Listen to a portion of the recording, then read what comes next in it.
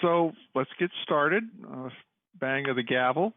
We're going to call the Planning Commission meeting of October 14th, 2020 to order. While seated, we can now all stand at this point for the Pledge of Allegiance.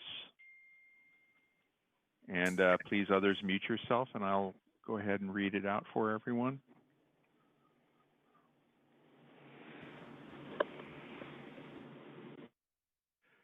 I pledge allegiance to the flag of the United States of America and to the republic for which it stands, one nation, under God, indivisible, with liberty and justice for all. Okay, while remaining standing, could we have the statement of values, please? Thank you, Chair. As we gather, we humbly seek blessings upon this meeting. May we act with strength, courage, and will to perform our obligations and duties to our people with justice to all. Let us seek wisdom so that we may act in the best interest of our people, our neighbors, and our country. All this we ask so we may serve our community with fairness and respect, putting their needs before all. Thank you. I think we can be seated. Elizabeth, please call roll.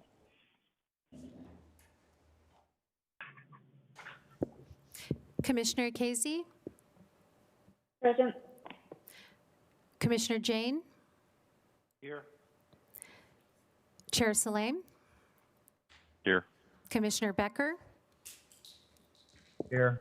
Commissioner Biagini? Here. Commissioner Chair Kuru? Here. Commissioner Hero? Here. Thank you.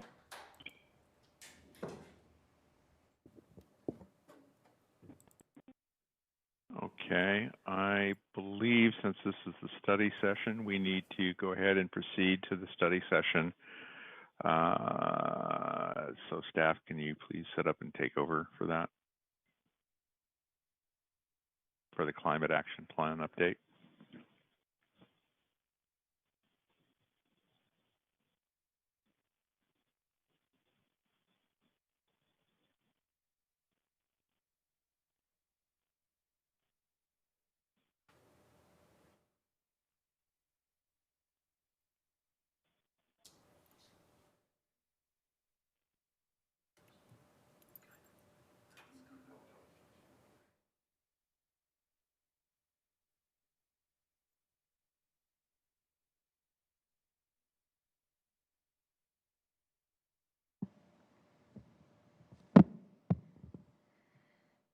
Good evening, Commissioners. Good evening, Mr. Chair. Good evening, Commissioners. My name is Nimisha Agrawal, and I am the Project Manager for the Climate Action Plan update. We are here today for the study session to continue our discussions from the last study session on August 26th and provide some more information and clarifications through this short presentation. We would like to spend most of our time today on discussions and hearing from you.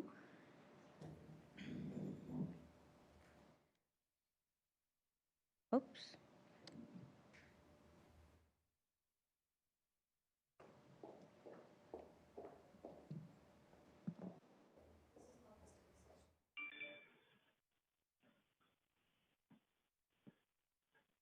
Were there any slides on changes or suggested changes from our last session that we need to review, or are we open for full discussion? We're just putting that up. We had the other presentation up, so we're just going to have that up now. Okay, thank you.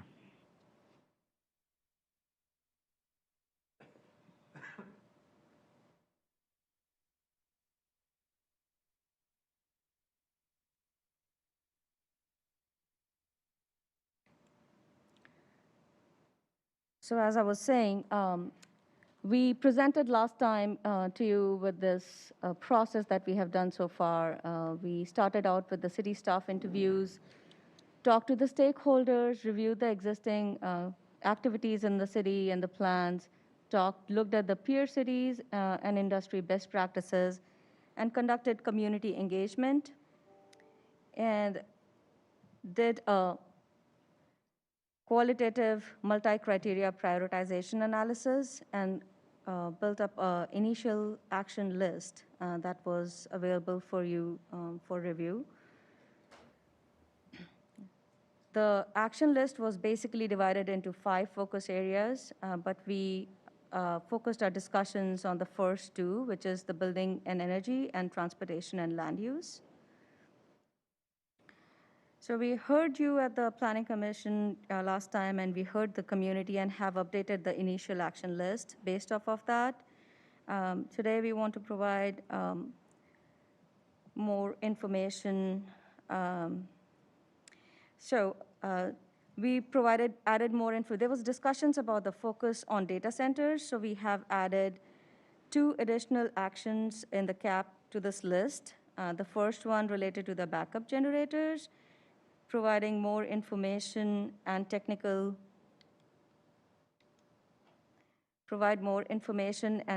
assistance to data centers to transition from diesel to lower carbon backup generators.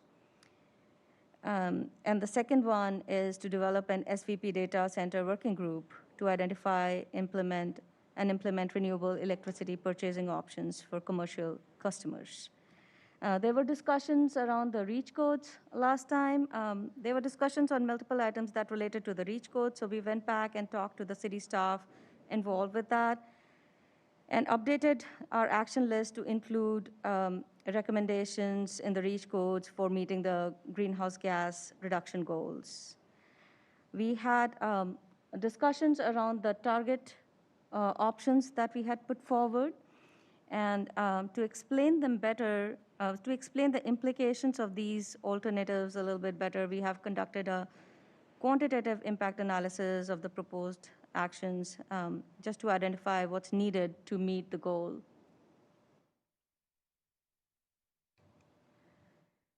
So here are the target options that we had.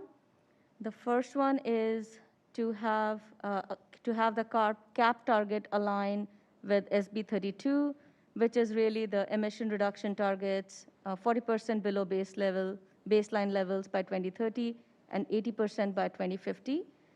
The second option was to align the cap target, have carbon neutrality no later than 2045. This would be in line with the executive order by the former Governor Brown. And the last one was to set a target in excess of the state guidance. So again,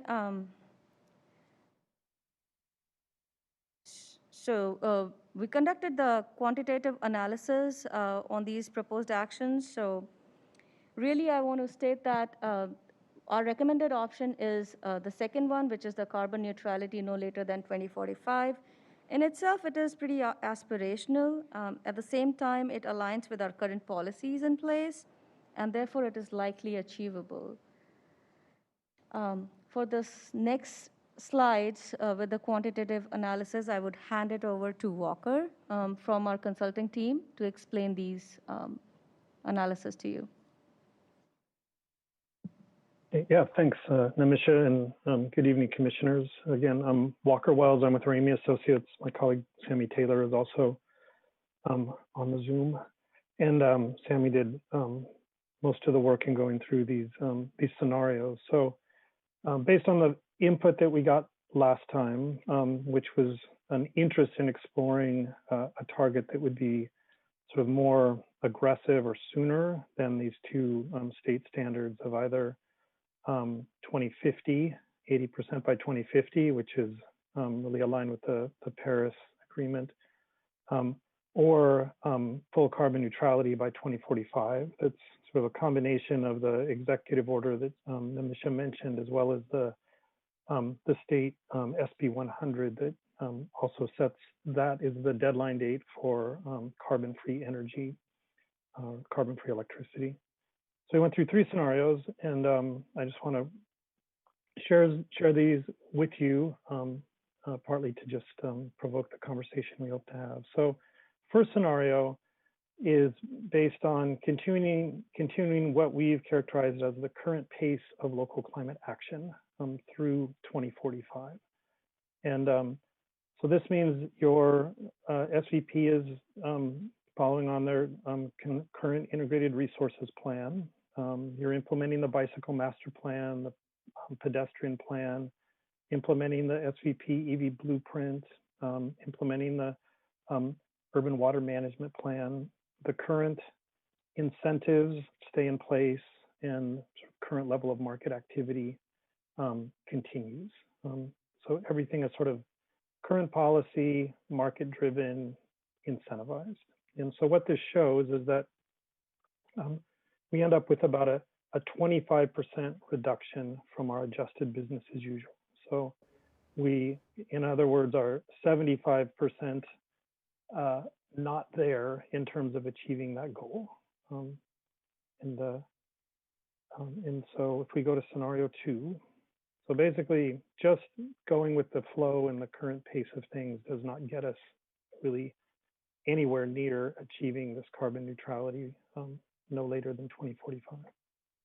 So if we go to this next one, which is scenario 2, is to say, yes, here we go. Okay.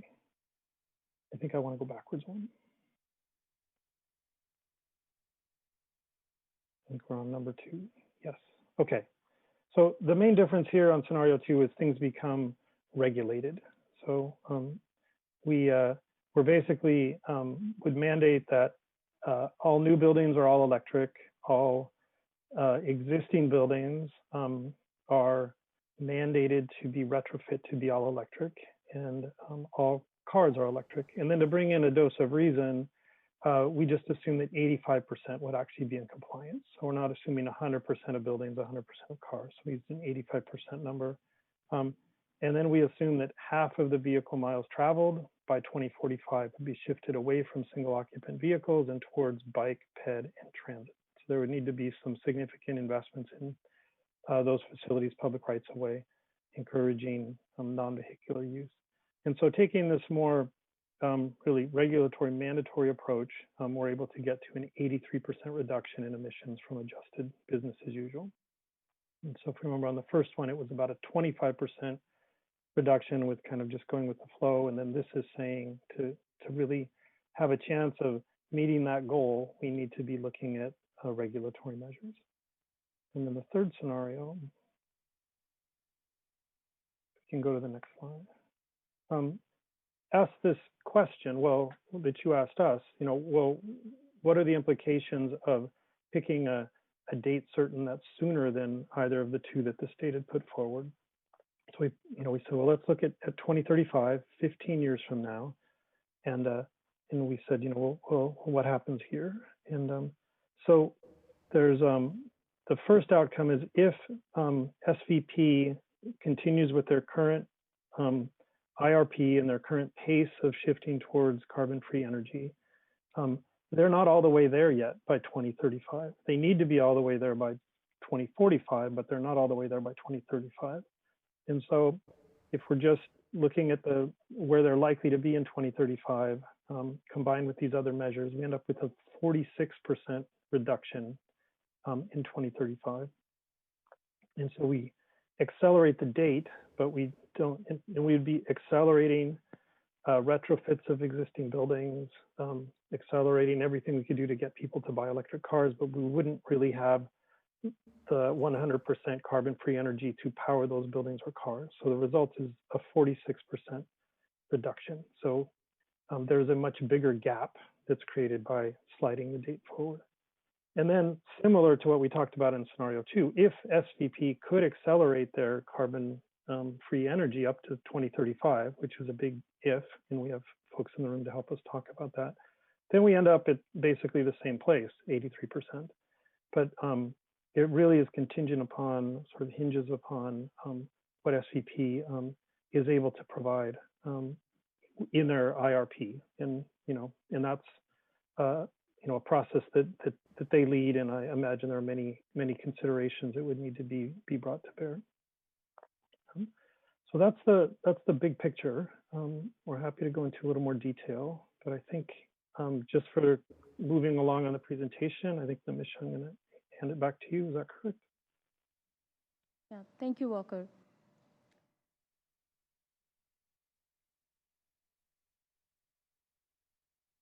So, as Walker was saying, the target for CAP hinges on SVP's, greatly hinges on SVP's renewable policy environment.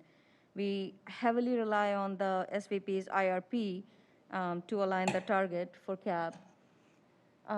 Integrated Resources Plan, IRP, was adopted to fulfill the requirement by, it was adopted by SVP to fulfill requirements for SB 350, which is renewable electricity sources procurement goals of 33% by 2020 and 50% by 2030.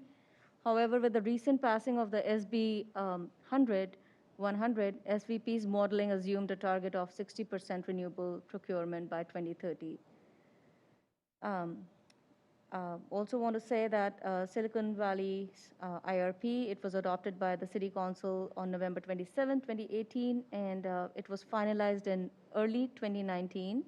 And this document is updated every 5 years.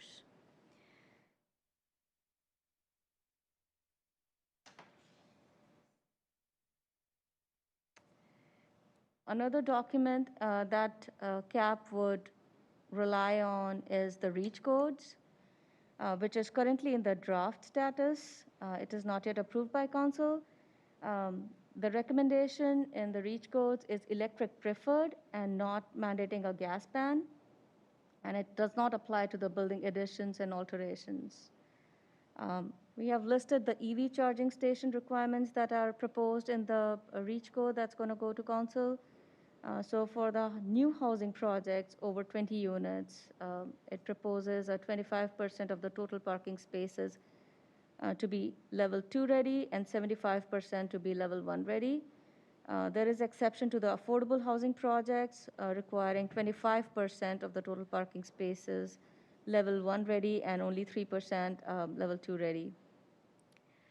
The common area bicycle storage rooms also must have 110 volt outlets for bicycle storage spaces. So again, to reiterate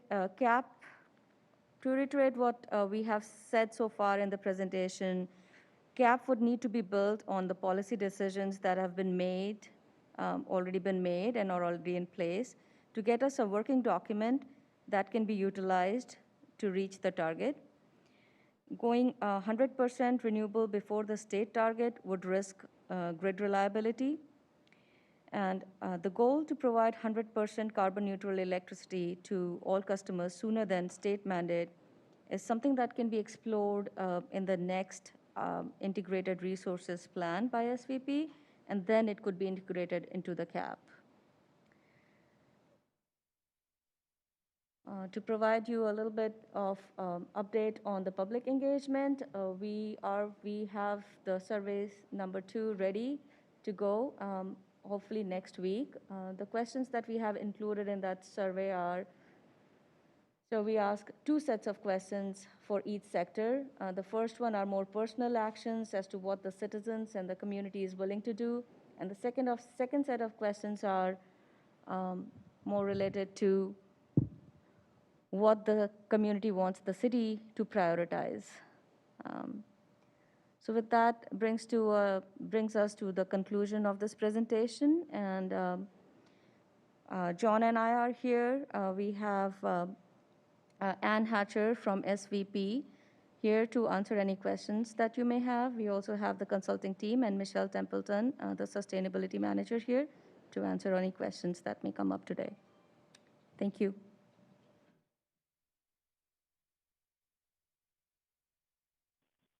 Okay, thank you very much for the update. I actually got my hand up first for a change.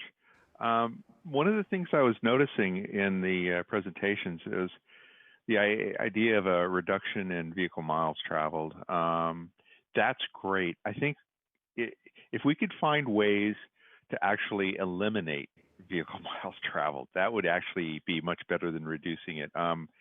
One of the things we've discovered during COVID is that remote work is viable and actually preferable in a lot of cases for a lot of the Valley residents and workers. But one of the things that's missing is an ability to obtain reliable, high-speed internet And I still don't understand how we could be in the heart of Silicon Valley and be struggling to have the very best of internet capability.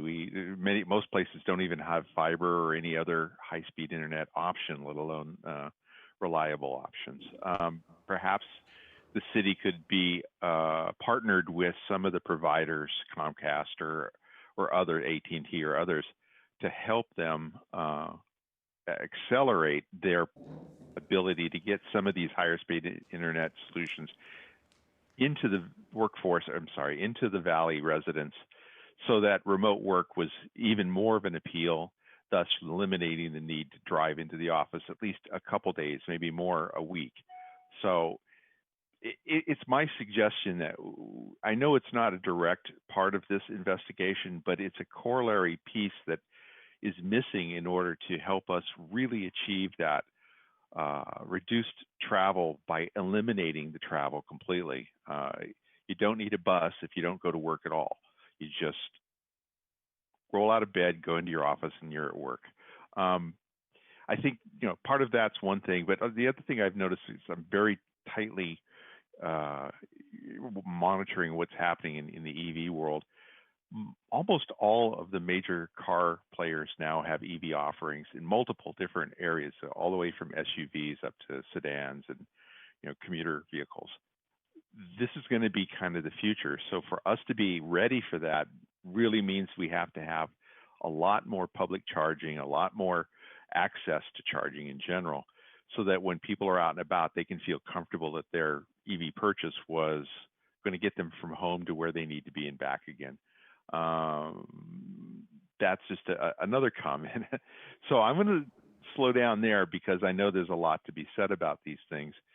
But I'm hoping that in the future, we can start expanding this process of getting carbon neutral, to the things that keep people from having to use cars, keep them from having to go to the offices that use or need the retrofitting, and have them focus on getting their own homes retrofitted to a more environmentally friendly operation.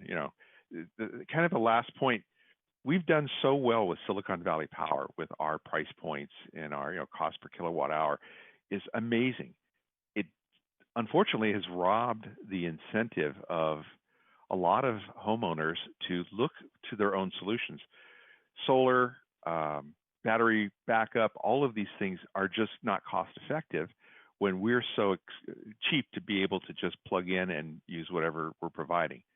Okay, maybe there's incentives we can offer to help people supplement with solar. I hadn't seen that mentioned, but I'm hoping that that's being investigated. Okay, I've used up my 15 minutes. Next on the list was Commissioner Jane, unless there's responses to my comments. Are there responses? Okay, I guess I'll dive in here. It seems to me that options 1 and 2, the language is all confusing. You have scenarios and options. It's very confusing, but I'm going to call them options. Option 1 and 2 are just meeting state mandates. So the city doesn't have any choice there. The city would not be providing any leadership in this area if they just fell in line with what is mandated by the state. I think that's a poor showing by the city of Santa Clara. And then for scenario 3, we're talking about SVP being carbon free by 2035. And everyone is saying, well, that's too onerous. So I guess why didn't we pick 2040? Why don't we say, why put up a standard that you say just can't be met? Do better than the state, which is 2045, but then go 2040 instead. I don't know why that was not considered.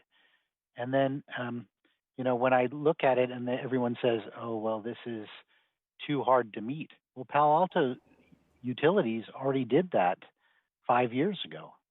All of their commercial and residential is carbon free. So I don't see why we should not be keeping up with our neighbors. I think SVCE and PC, Peninsula Clean Energy, are doing now. Silicon Valley Power used to be the greenest electricity, and it used to be the cheapest. we're still pretty much the cheapest, but we've fallen way behind in terms of being green to the other municipal utilities out there. So, and then I am disappointed that we relaxed it and went to electric preferred for buildings.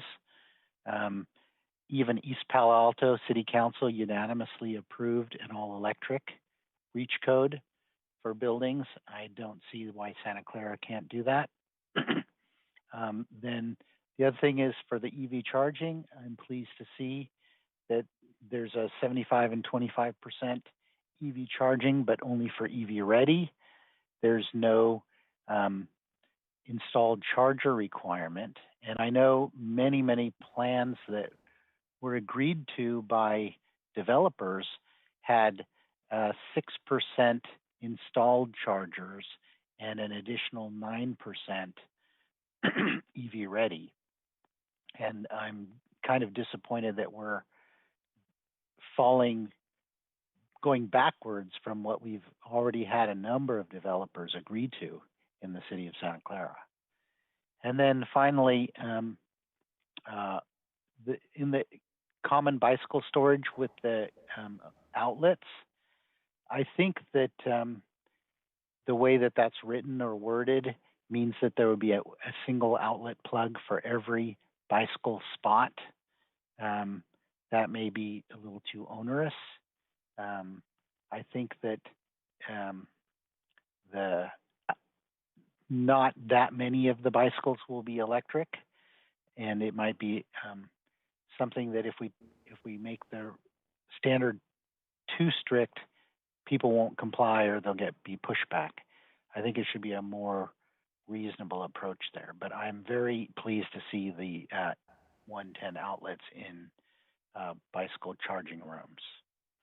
And then I agree with Lance that we really need to, because I think 40% of our emissions are due to transportation, and getting our VMT down is very key to cutting into that emissions area. Just switch. And the other thing is that it improves quality of life because it reduces the traffic.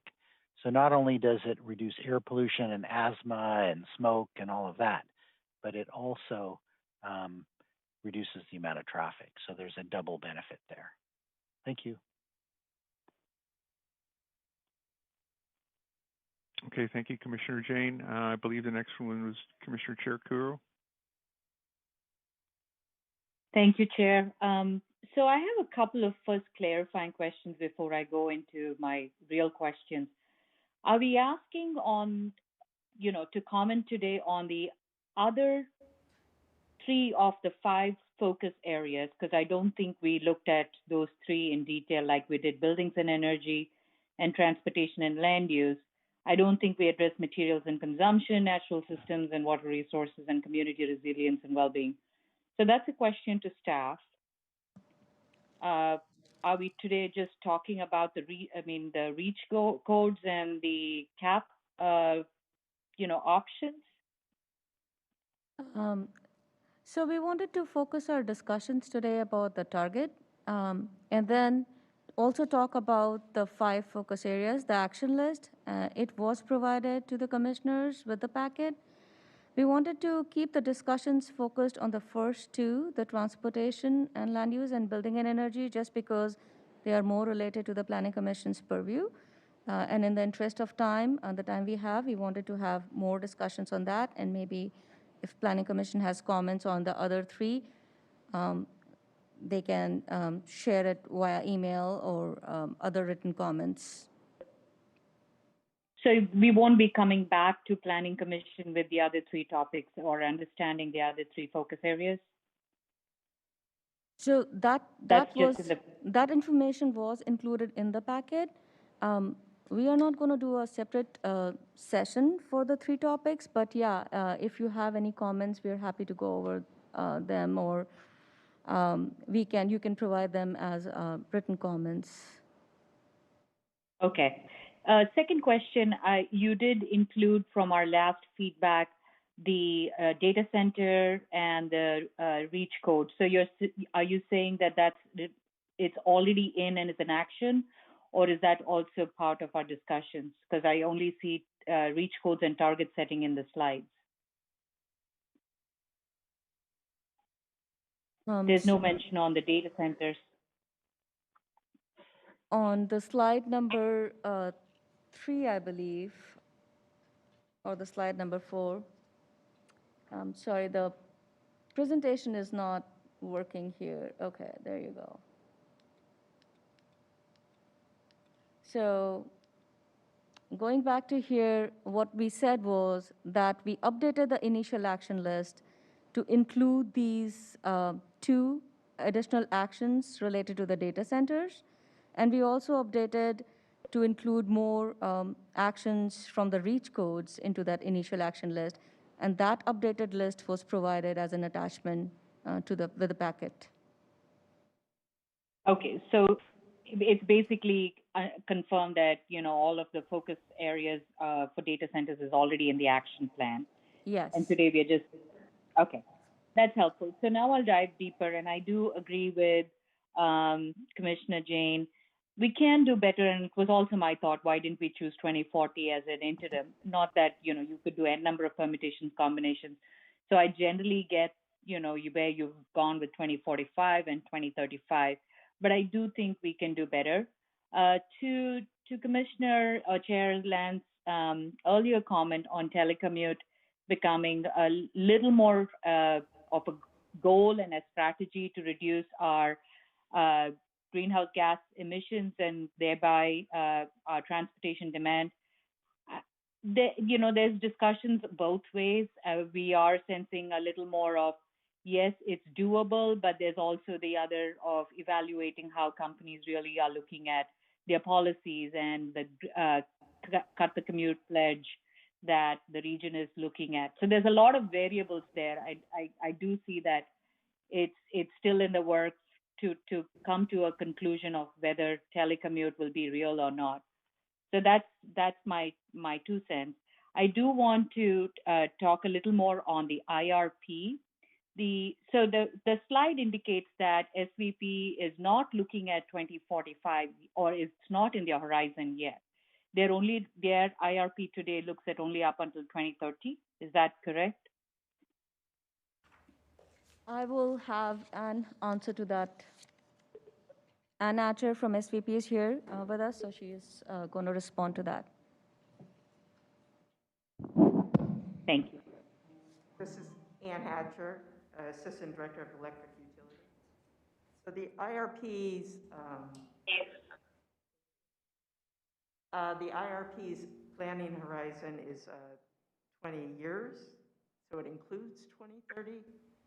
The assumption on renewables, which has a specific meeting,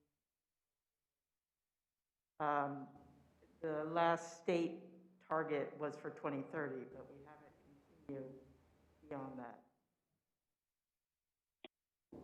So and thank you for being here and appreciate your input. So from your perspective, as you know, we are already inclining to doing more than what just the state requires. And to a large extent, it seems to rest on SVP and the IRP plans. What is your capacity or capability in meeting the 2040 recommendation that if we choose to? Is that doable? So my suggestion is the policy consideration be that in our next IRP, which will be starting soon because it's due within a few years, is that we study that option. To be able to answer right now, is it doable? I do not have enough information. Technology has changed, technology is changing. The purpose of an IRP under the state requirements is to ensure that we will meet customers' peak load at every hour and their energy needs in a reliable and cost-effective manner that also meets all the state requirements for renewables. And I expect in the future it will be all the state requirements for carbon neutrality instead of just renewables. But that would be something we would need to model, and that has not been modeled yet. Okay. But if we take our climate action plan and we make that a recommendation, would that then become required for SVP to meet? I mean, what I'm trying to make sure is that our recommendations are not, you know, is not beyond SVP's reach. So, yeah, I can't answer that, whether it's beyond our reach or not, because there are policy questions that fall into that. So we would model that option along with the carbon neutrality at 2045, because that will have impacts on reliability and it will have impacts on cost. And those ultimately become policy questions that are not up to me to determine.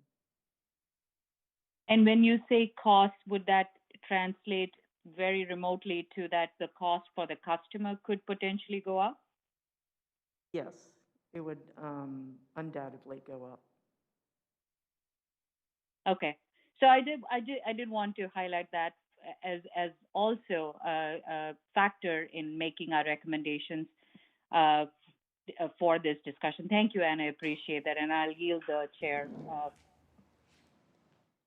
So Commissioner Cherukuru, I do want to add here that we have added an action in our list in the CAP to explore, for SVP to explore this through the next IRP, the option of reaching carbon renewable sooner than the state mandate.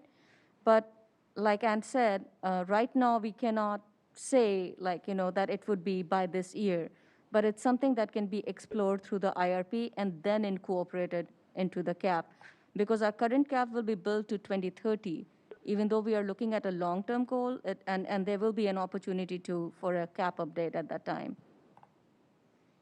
Thank you, Nimisha. I appreciate that.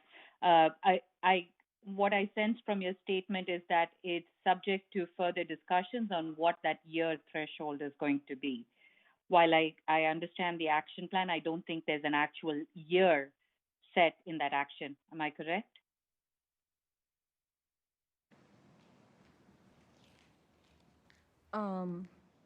In the action, you mean in the action? For SVP modeling? No, I don't believe. John, do you want to add to that, if I'm not remembering correctly? I think that the SVP modeling would go out 20 years per the IRP. So in the next IRP, it would go out to 2045. Yes, the IRPs are 20-year plans, so they would extend farther out each time. I'd also like to take this opportunity to mention that while we talk about 60% renewables in California have a very specific meaning, and they are not exactly the same as carbon-free. There are things that are carbon-free that are not considered renewable. So we'd also have to be cautious about what language we use in setting targets. Thank you, Anne. And back to Walker, I didn't quite catch. When you say 20-year plan, when is the start year for that? Well, I can take that. Our last one, we finished at the end of 2018, so the start year was 2019. When we do so the that next would one, put 2040. Even if I take 2020. Yeah. So I didn't catch why Walker said 2045. That's what I'm trying to reconcile. The reason is that that's the state RPS goal. SB. But not our IRP.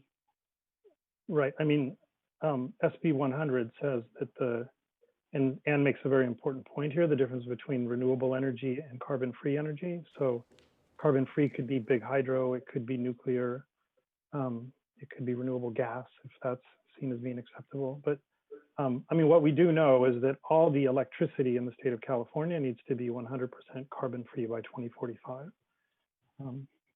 But our IRP would be a little more ahead of the state if we are actually doing the 20-year, and we do set a threshold for looking at the modeling. Mm-hmm. Yeah. Okay. Yeah. And just back to how much things hinge on this, you brought up the question of 2040, and if they just keep sliding up their carbon-free percentage or renewable percentage, it would be a greater portion of carbon-free or renewable by 2040, but it still wouldn't be 100% renewable by 2040. So we would still be in this condition where we would have asked people to electrify their houses and done all this work to get electric vehicles and not have the 100% carbon-free energy to put in those houses and buildings. So the fundamental question is just about alignment. So yeah. Oh, thank you. Chair, I yield. I don't want to take more time on this. Thank you. I think Commissioner Kizzi was next. Oh, thank you, Chair. I would like to concur with the Chair's statement about an importance of enhancing our communications infrastructure. And moving forward, I think 5G is going to be a big part of what people are going to use. And 5G is not going to be based on large cell towers, but it's going to comprise a lot of smaller femto cells to support a lot of small number of users with a large number of installed base. So maybe that's something that the city can participate in investing in, and I think it might be worth looking into instead of the traditional fiber optics infrastructure, because I'm thinking maybe setting up a small cell base is cheaper than digging up the ground and for more to install more fibers. And I also like to thank you for looking into data centers. And I'm glad that now we're going to have a standard for the backup generators.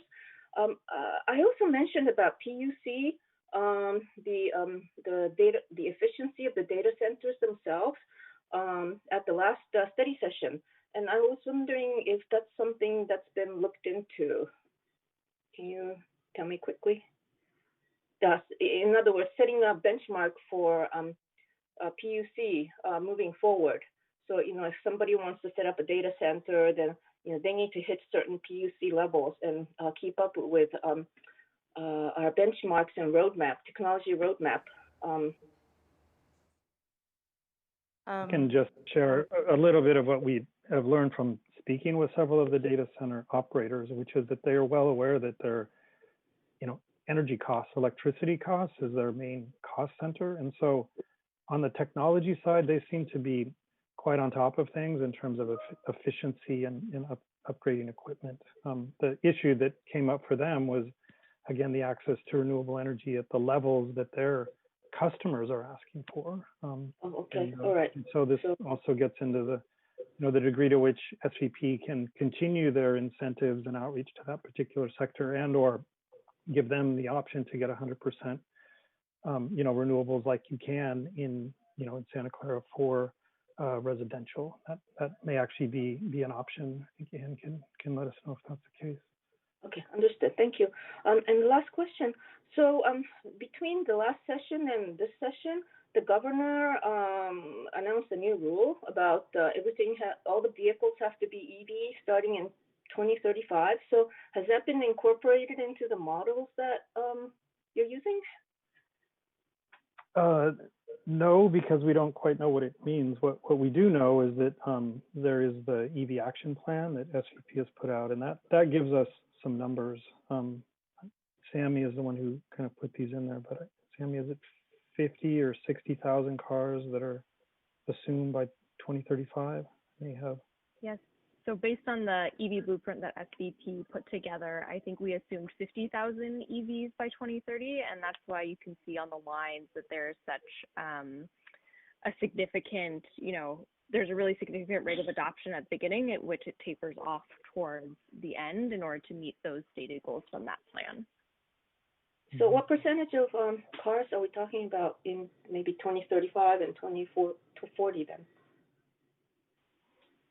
Sure. I don't know if we can go back to the slides. We had it on there, but I can actually pull it up. So by 2045, in scenarios 1 and 2, we're assuming 85% of vehicles within Santa Clara are electric. I think as well as in scenario 1, we're also assuming 85%, or excuse me, in scenario 1, we're only assuming that 68% of vehicles are electric in 2045. So it's a very significant rate of adoption that we would have to achieve in order to meet those rates. Great, thank you very much. I yield. Okay, I just wanted to clarify a little bit on what Commissioner Kesey was talking about. The difference between fiber and cable is about 200 to 1 on speeds, and it fits in the same space as the cable. So as the providers install fiber, they're replacing cable, so there's no more digging or extra channels needed.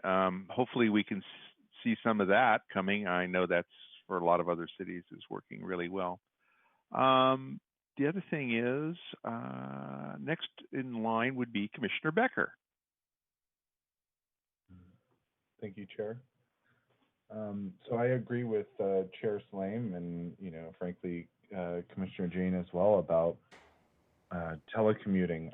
I've noticed that it enhances your quality of life. It cuts down on costs, especially for gas. For having to wear certain clothes. You don't have to wash your clothes as often because you're probably wearing the same outfit during the week.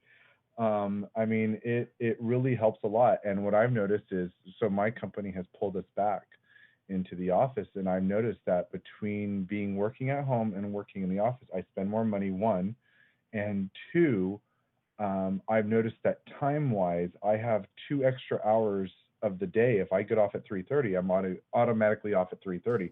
I don't have to drive home, and the same thing in the morning to drive in. That's a benefit, and I think that's something that we should really push a lot of our companies to push for, because, I mean, if you look back in the beginning of the pandemic, look how clear the air was, look how clean the air was, and that is something, it's like the earth was healing itself because of this, and this is something we should really give incentives to businesses to, hey, less office space, more housing, the more housing we could build. Maybe you can only come into the office once or twice a week if that's the case. But it's also about, going back to, we need better internet equity, I think, as well, especially for children in underserved communities. I mean, they aren't able to have that access to the internet like a lot of us are. And I do agree with Chair Salam about the internet problems here. I think, especially in the Silicon Valley, I mean, I'm at least rebooting my modem or my router at least 3 times a day. So if I disconnect, you'll know it's my router. But going back to, I think when we talk about the year, which was 2035, the goal is, I think it should have been 2040. And as much as cliche as this sounds, Santa Clara is the center of what's possible. So I would really like to see Santa Clara kind of go above and beyond of what the state's doing, because I would really like other cities around us and other communities, even other states, look at Santa Clara and go, we want to be like them. Let's be like Santa Clara. So, but yeah, going back to, I think, as I said in the beginning, telecommuting is the best way to get people off the roads and I think protect our environment. Thank you, Chair. I hate talking to mute. Thank you, Commissioner Becker. I believe we have one more, which is Commissioner Biagini. Hi there, you can hear me okay? Yes, you're fine. All right, because some of the presentations, I don't know if this affected everybody, but the sound kind of faded in and faded out, and I wonder if that's just an issue of how close you are to the microphone. So I am almost on top of my iPad as I speak. Most of my questions were already answered. Commissioner Jane's questions, Commissioner Chirakuru's questions. I would like, so most of this is commentary. I would like to see us ahead of the curve for reasons that have already been stated and ahead of what the state requires. But I also understand the doability of it, and that doability hinges on policy matters not yet determined, and that there are so many variables, it's hard to answer that question, is X doable by Y?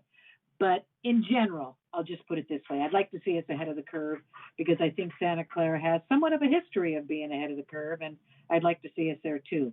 With respect to the internet, all the comments have been made. I agree with them. And by the way, Chair Salem, having worked in the telecommunication industry for, well, longer than I care to remember, you're absolutely right about the difference between fiber and cable. There's also different laws that surround it. And this is something I would also like to see, I guess, for lack of a better word, a little more look-see into it, because in order to avail better policies with large corporations or, you know, folks that telecommute, the business community has sometimes a positive outlook on it and sometimes not so positive, but none of it will really come to fruition unless we have the kind of internet access throughout the city. And having been in that telecommunication industry, I recognize how rapidly things can change. Back in the old telecom days, you know, you fixed a switch with a little Freon and a little paper clip kind of thing, and today it's changing packs. And tomorrow is it going to be purely satellite based? Or there are so many variables and things are changing so quickly. I recognize it's hard to, for me even to say, I want the city to move in this direction. This direction today could be outdated by tomorrow. But in general, again, this is more comment than anything else.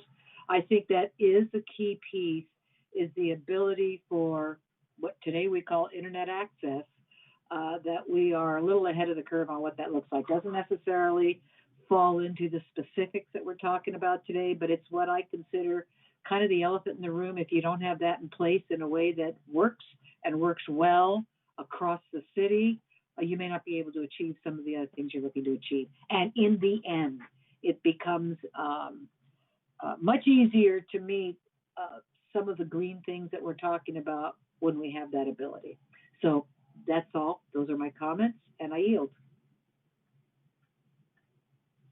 Outstanding. Thank you. Wow, it looks like we have another round of people with their hands up. Want to make sure that we keep our timing okay, because the cutoff will be 6:30 for our regular session. So pace yourselves. Commissioner Jane. Yeah, I wanted to understand what you guys meant by electric preferred for buildings, because if I look at other cities in the Bay Area that have all electric requirements in their REACH codes, I see Menlo Park, Hayward, Berkeley, San Mateo, San Jose, Mountain View, Morgan Hill, Palo Alto, Santa Rosa, Saratoga, Brisbane, Los Gatos, Cupertino, and even East Palo Alto, as I already mentioned. So we are definitely falling behind. And then finally, I wanted to get a little clearer understanding of how the various data centers will, I guess, have this collaboration team to try to figure out how they could provide carbon-free data services to their customers. So I know that Google, Apple, Facebook, Intuit, Intel are all their data centers are carbon-free, and I think that is the way things are going. So I just wanted to understand better how our data centers will meet those targets. Thank you. So we can come back to the first part of the question, but for the data center related question, I can just defer to Ann. This is Ann. We have already started talking with our data center customers about methods for them to have essentially a renewable tariff, for them to have the opportunity to go out. Many of these large national companies have gone and bought renewable purchase agreements. And we're in discussions with them now on how to essentially bring that energy into Santa Clara so that their requirements are met and our requirements with the state are met in terms of getting attributes for those renewables. So those discussions are in process. It's part of our customer service process. We've collected a preliminary pilot group of data centers to start having these discussions with them. Okay, because I wasn't very happy with the PUE applied only to racks that are more than 15 kilowatts. Almost no data center that I've seen as a planning commissioner in 5 years has racks of more than 15 kilowatts.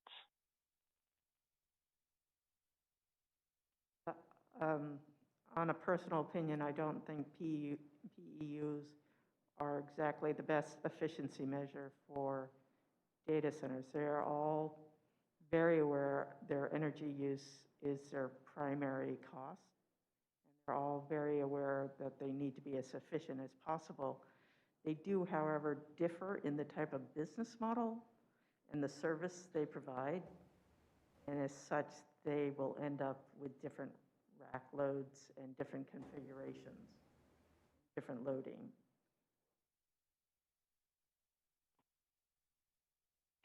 Okay, thank you. I'm done. Okay, so before we jump further ahead, one more thing. We're going to have Commissioner Chair Kuru's turn, and then we need to open it up to public comment. Go ahead. Thank you, Chair. I did want to highlight things that we've not already discussed.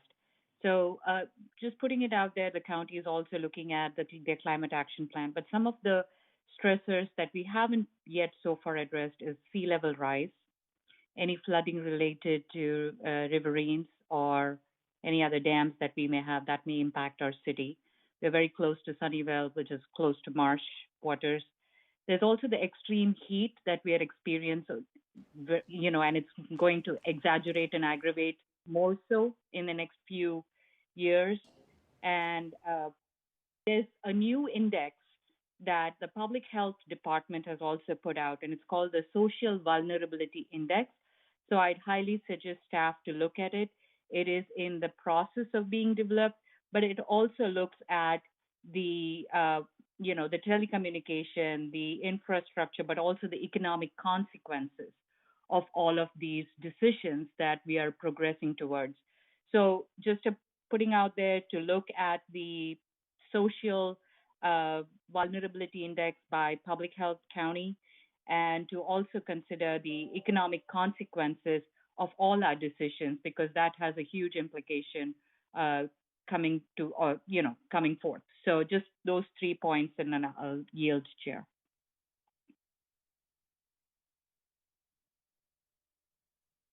So just to respond briefly to Commissioner Cherakuru, I think we have addressed those to some extent under the community resilience and well-being focus area.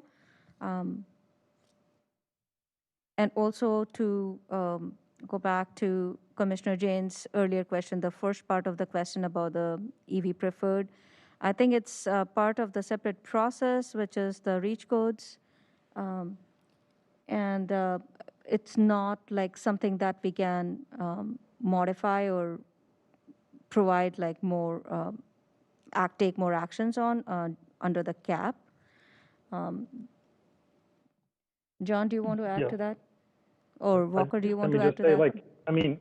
Yes, I just think it's important for the commission to understand that the REACH code isn't done yet. So I think what they've heard so far in their outreach is that there's a preference toward electric preferred, which is not surprising, because people would like to have flexibility and options, but it's not a done deal. And then clearly, if we want to be on track on the pathway to these emissions reductions that we've talked about, we don't want to be creating new buildings that have natural gas, because that locks in a fossil fuel-based source of energy for however long that equipment is in place, the water heater, the furnace, the stove. So, to really line up with these scenarios, all electric is what is necessary. So I'm not quite sure the Planning Commission's role in reviewing the REACH code. It's a modification to the building code. I don't know if it falls under your purview because it's part of community development, or if it just goes straight to council. But there's an opportunity there to share exactly what Commissioner Jane shared, which is so many of your peer cities are choosing this, all electric. And, that may have emerged as the best practice over the last, 18, 24 months in the state, but certainly in your region. There's so many peer cities in Silicon Valley that have taken that pathway. So there's still an opportunity there to look at what the final REACH code actually requires. And this is John Davidson. We can feed in the Planning Commission's comments into the REACH code discussion. Thank you.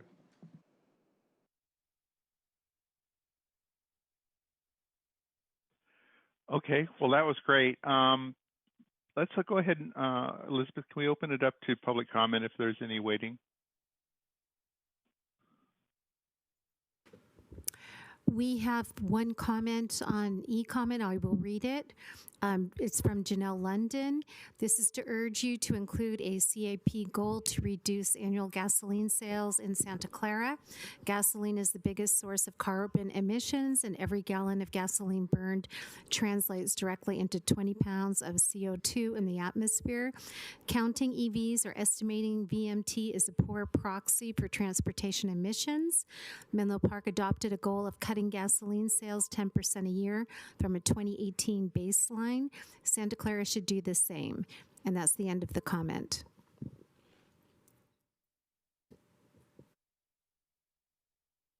Okay, thank you very much. So if there's no other public comments, Chair, I guess. Sorry, there are yes, go ahead. two people wanting to speak in attendees. Awesome. Go ahead, please. Okay, the first commenter is Crystal and Jenny. Yeah, Crystal Wickham. Hi, this is Crystal Wickham. I am a resident of Sunnyvale and very interested in neighboring cities' climate action plans. I would encourage the complete transition to greenhouse gas-free electricity through Silicon Valley Power as soon as possible. As Commissioner Jane mentioned, there are the CCAs nearby and other city-owned utilities such as Palo Alto have already transitioned, and and the whole electrification effort of transportation and buildings is dependent on having greenhouse gas electricity. So that's kind of the top priority in terms of what should happen first. So that's one recommendation. For the REACH codes, highly encourage all electric. And I was a little concerned about the affordable housing exception for EV infrastructure, showing that there was less EV infrastructure for affordable housing. This really sets up an equity issue because it won't be long before electric vehicles are in cost parity with traditional gas-powered vehicles. And so if you are building affordable housing that has less EV infrastructure, then that will create an equity issue over time, because these buildings that are being built now are still going to be in service 2050. Thank you.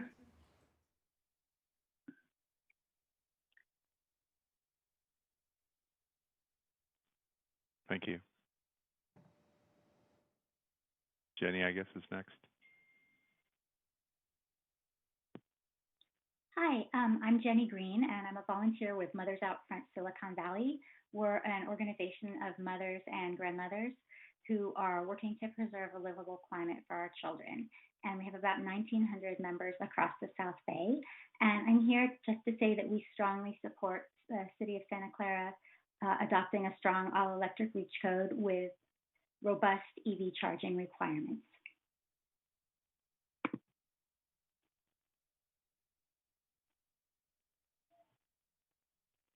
Okay, thank you. I kind of echo some of what was said in the concern over the affordable housing exemptions, in the sense that, I mean, even today I read an article that used EVs are now becoming available at the $6,000 price point, which for used cars is pretty reasonable, and they're going to expect to be able to buy into this market and have some place to charge it. And if we are ignoring the fact that the new developments for cost-effective and low-cost housing are going to sort of exclude them through policy, that feels kind of wrong for the long-term goal. Okay. Are there other comments?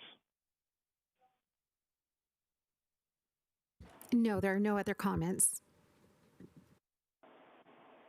Okay, so I guess, do we need to officially close public hearing or public comment? No, Mr. Chair. Okay, great.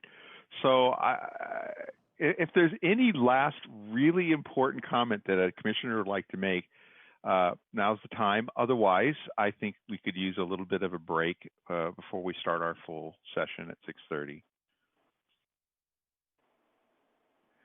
Seeing no hands, I'd like to recess until 6:30.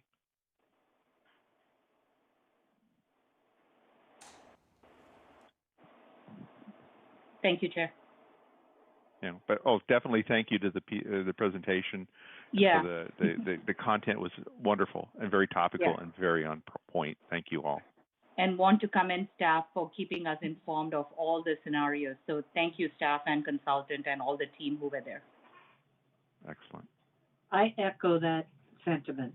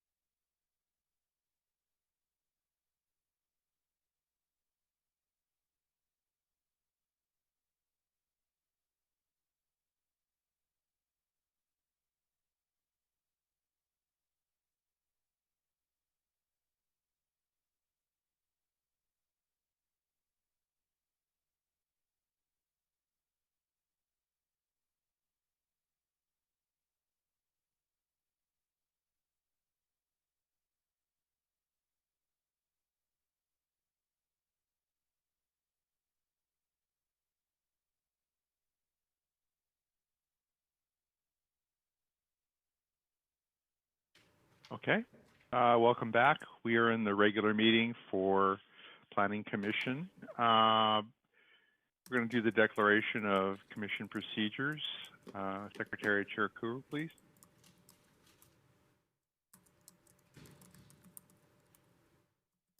Thank you, Chair.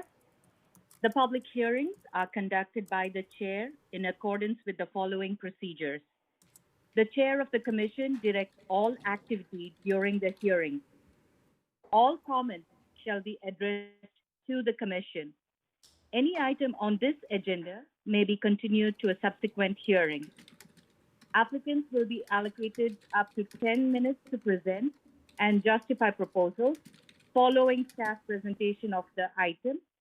Other speakers will be given up to 2 minutes. The applicant is allotted up to 5 minutes for rebuttal of comments. No additional comments will be accepted upon the close of the public hearing, although the Commission reserves the right to direct questions to any speaker on any matter. Special procedures time limits may be applied to any items as prescribed by the Chair. Appeal of Commission actions must be filed in writing within 7 calendar days. That's the end of the procedures, Chair.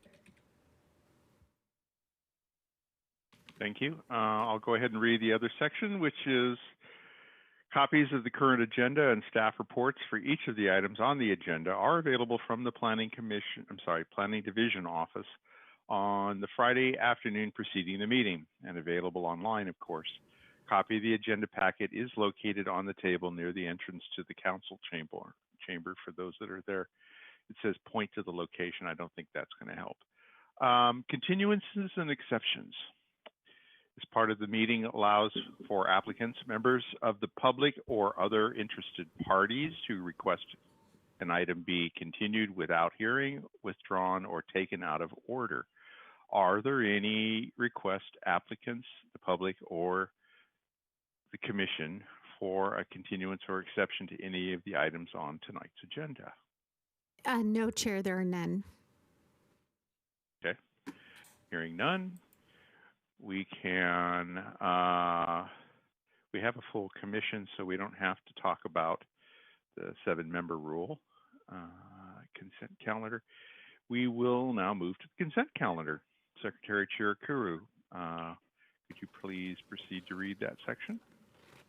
The procedure for the consent calendar is as follows.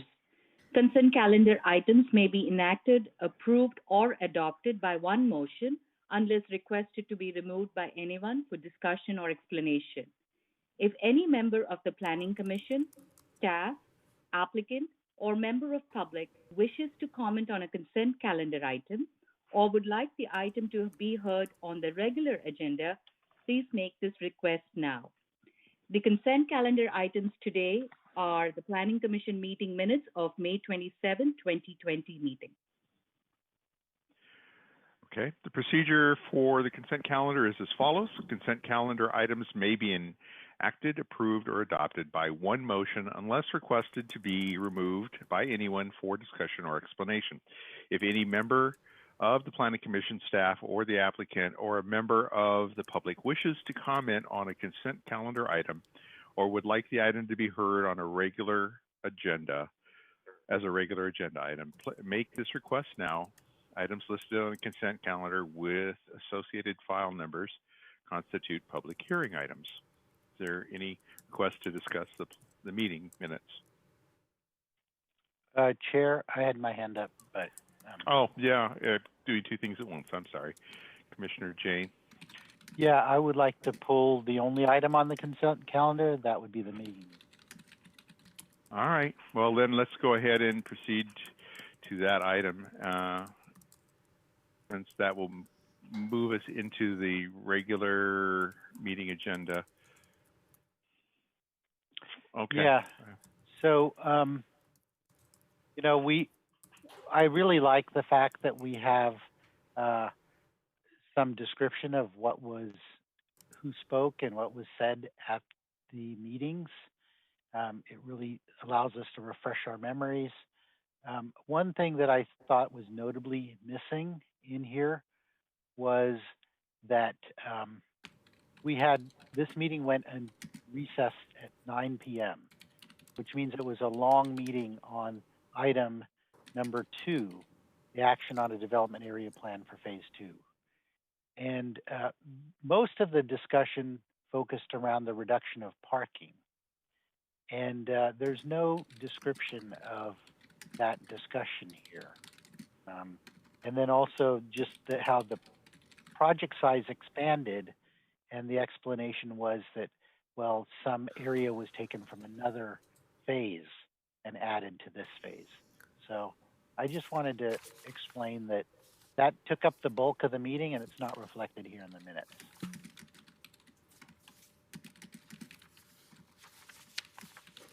Do you have a suggestion on how to amend the minutes so that it reflects what you're hoping for? I would just say that the major topic of discussion was the reduction of parking. I think it was 240 parking spots. Probably just leave it at that. Okay. Can staff make that adjustment, and then we can vote on the proposed amended meeting minutes? Yes. Would you like those to come back then with the revised language? I don't need to see them. Okay. No, I assume that you guys will be able to put it in correctly. Okay, so then you can motion to approve with that amended language, and then we can forward these on to City Council. Okay. Do I hear a motion to approve with amended language? I move that we amend minutes per Commissioner Sudd's recommendation on the parking demand discussion. I'll second Commissioner Becker. Okay, so Commissioner Cherukuru motion, and second is Commissioner Becker. And Mr. Chair, for clarification, I believe Commissioner Cherukuru meant to say that you were moving to approve the minutes as proposed to be amended by Commissioner Jane. Yes. Exactly. That's correct. Thank you, Abe. A point of information, Chair. Okay. Just heads up, because I was recovering from surgery and absence, I will be abstaining from the motion, and that's the only reason why. Okay? That's fine. Thank you for updating us.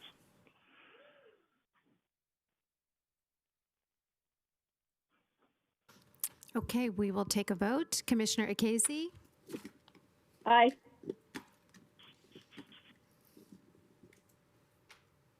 Commissioner Jane? Yes. Chair Salame? Yes. Commissioner Becker? Yes. Commissioner Biagini, you have recused yourself. Commissioner Cherukuru? Yes. Commissioner Hero? I will abstain as well. Thank you. The motion passes. Thank you. Yeah, the motion passes with sufficient majority.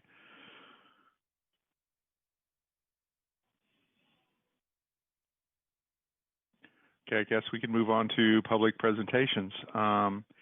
Elizabeth, are there any members of the public that would like to briefly address the Commission on any item not on the agenda?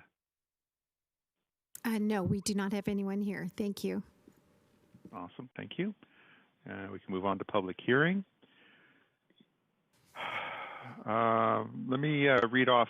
We actually apparently only have one item, number 2, which for the public hearing is action on appeal for architectural review approval by the Community Development Director for the property at 2847 Sycamore Way. As I understand it, Commissioner Kizzy will be recusing herself due to proximity, so she can be switched to audience status for the duration of this conversation. Thank you, Chair. So, and then we can move on to staff presentation, please. And just for the record, Mr. Chair, I'll just state it clearly. Commissioner Casey has chosen to abstain due to the proximity of her primary residence to this address She will be placed into the audience on this Zoom call so that she's unable to participate as a member of the commission for purposes of compliance with the Political Reform Act. Thank you.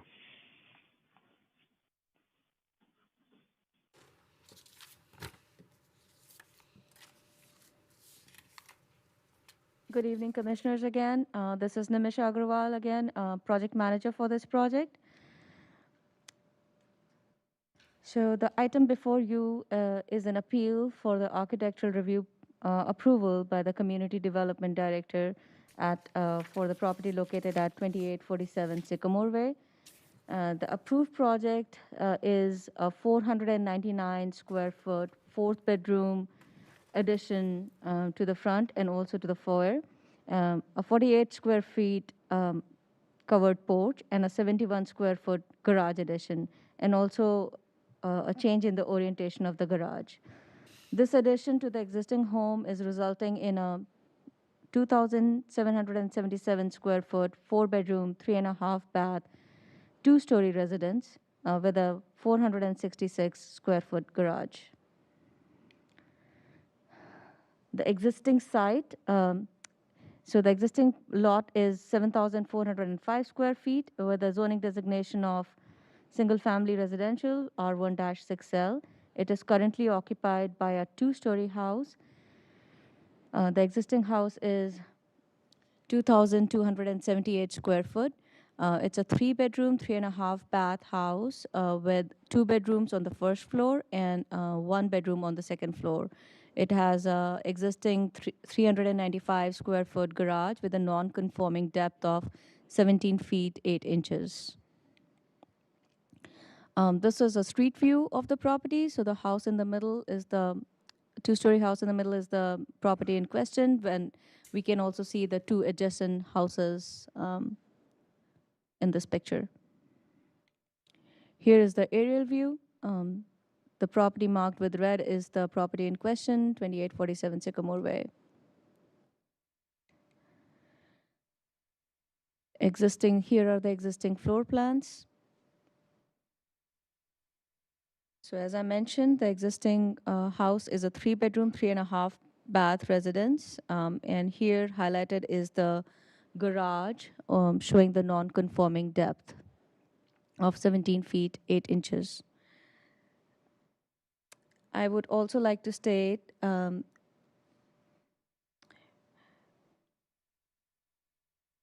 I will go on to the next slide. The project, as I stated earlier, is a 499 square foot, 4th bedroom and foyer addition, as highlighted here with the arrow. I don't know if, yeah, there. So this is the bedroom and the foyer addition. There is a small 48 square feet porch addition, and then also a garage addition here, 71 square feet. There is no change proposed on the second floor.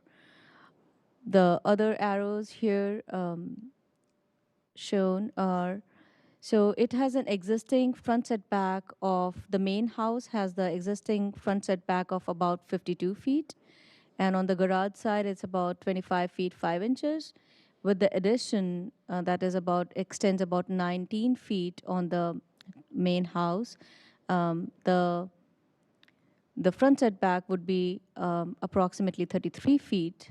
And on the garage side, they are proposing to add a depth of about 3 feet 5 inches, which will bring the front setback to 22 feet.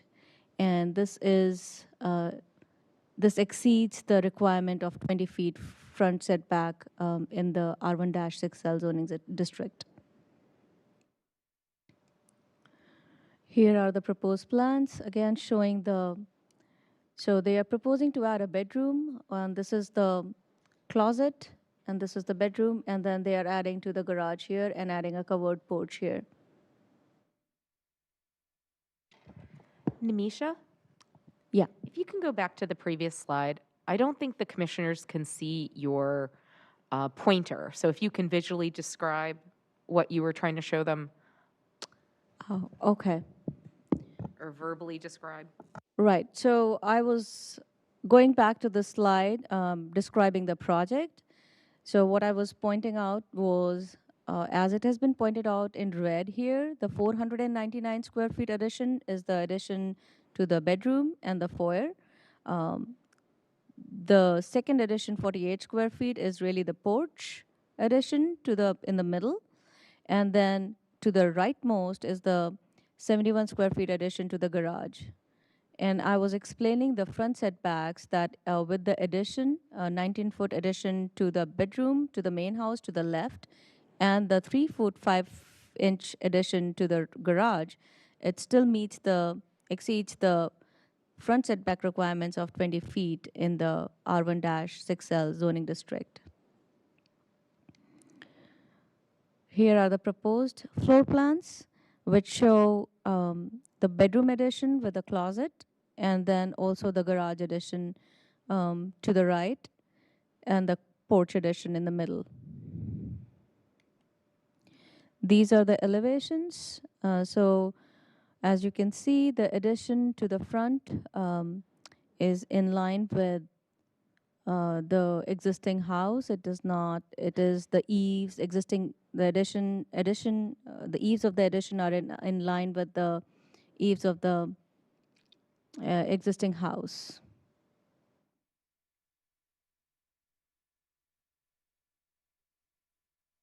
And here is the addition to the west. It kind of shows with the red arrow in the middle, it kind of shows the addition. So all the hashed out area is the extent of the addition, and in the background we can see the garage orientation, which has changed now. In the picture below, you can see the garage door, whereas on the picture to the top, which is a proposed west elevation, you don't see the garage door anymore because the orientation has changed. Also, I would like to note with the addition in the upper picture, where the proposed west elevation, you see a window that has been added to this elevation towards the right, which has a sill height that exceeds, the normal typical 5 feet, and so it will not cause any privacy concerns. Although it is a first floor addition, so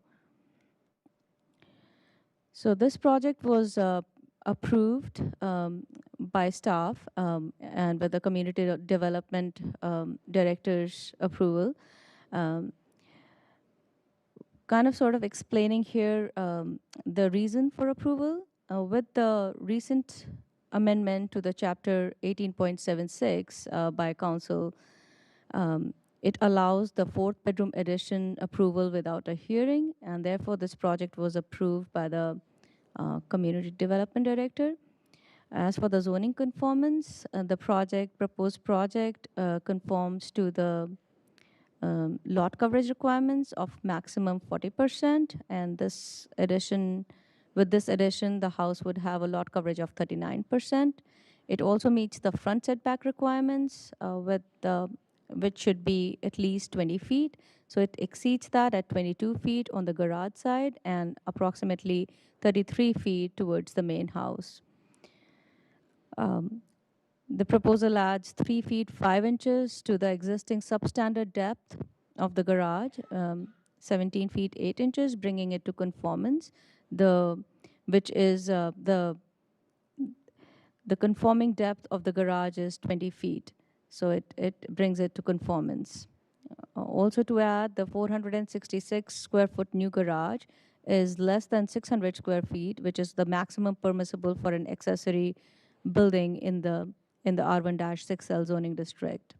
We also looked at the neighborhood conformance. So we found that 25 houses of the 32 houses on Sycamore Way have the same orientation as the proposed project. We also saw that majority of the homes are set back 22 feet to 23 feet. And in this case, with the proposed addition, the living area or the main house is set back nearly 33 feet, and the proposed garage is set back at 22 feet.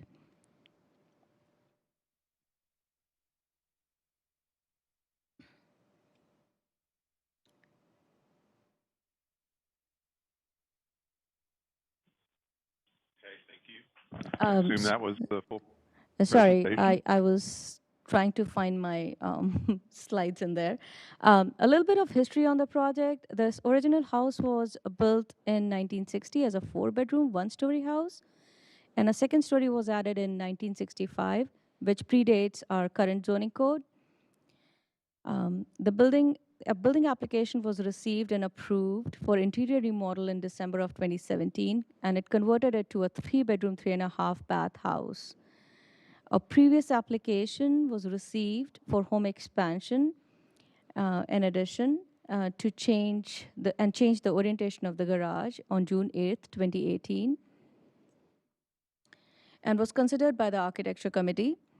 The previous application met the development standards in the R1-6L zoning district and was therefore recommended for approval by staff. The Architecture Committee twice continued the 2018 proposal for redesign at the Architectural Committee meetings on July 17, 2018 and August 29, 2018 to address the concerns from the neighbors.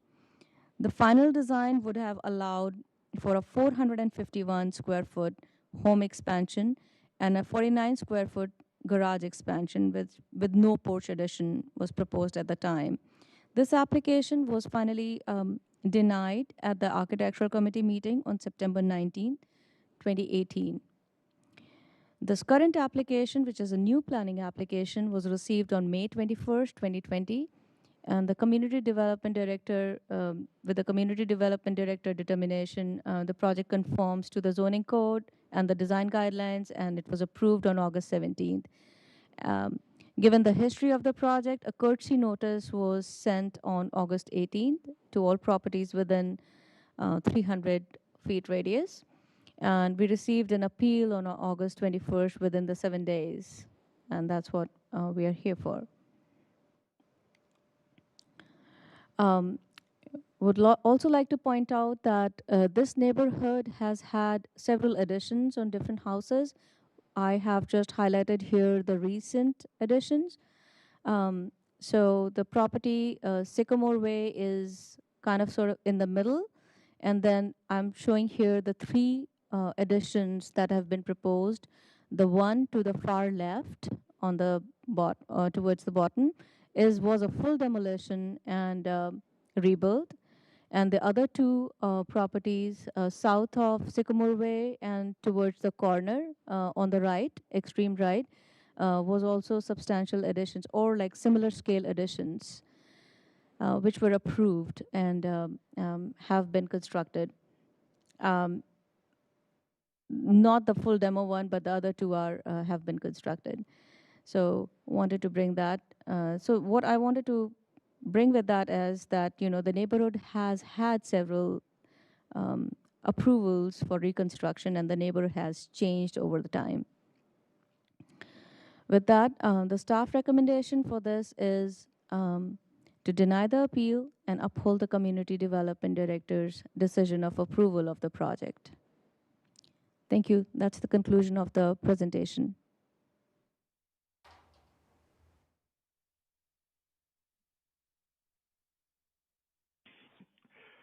Okay. Well, I see Commissioner Becker has his hand up, so we can start with him for conversation.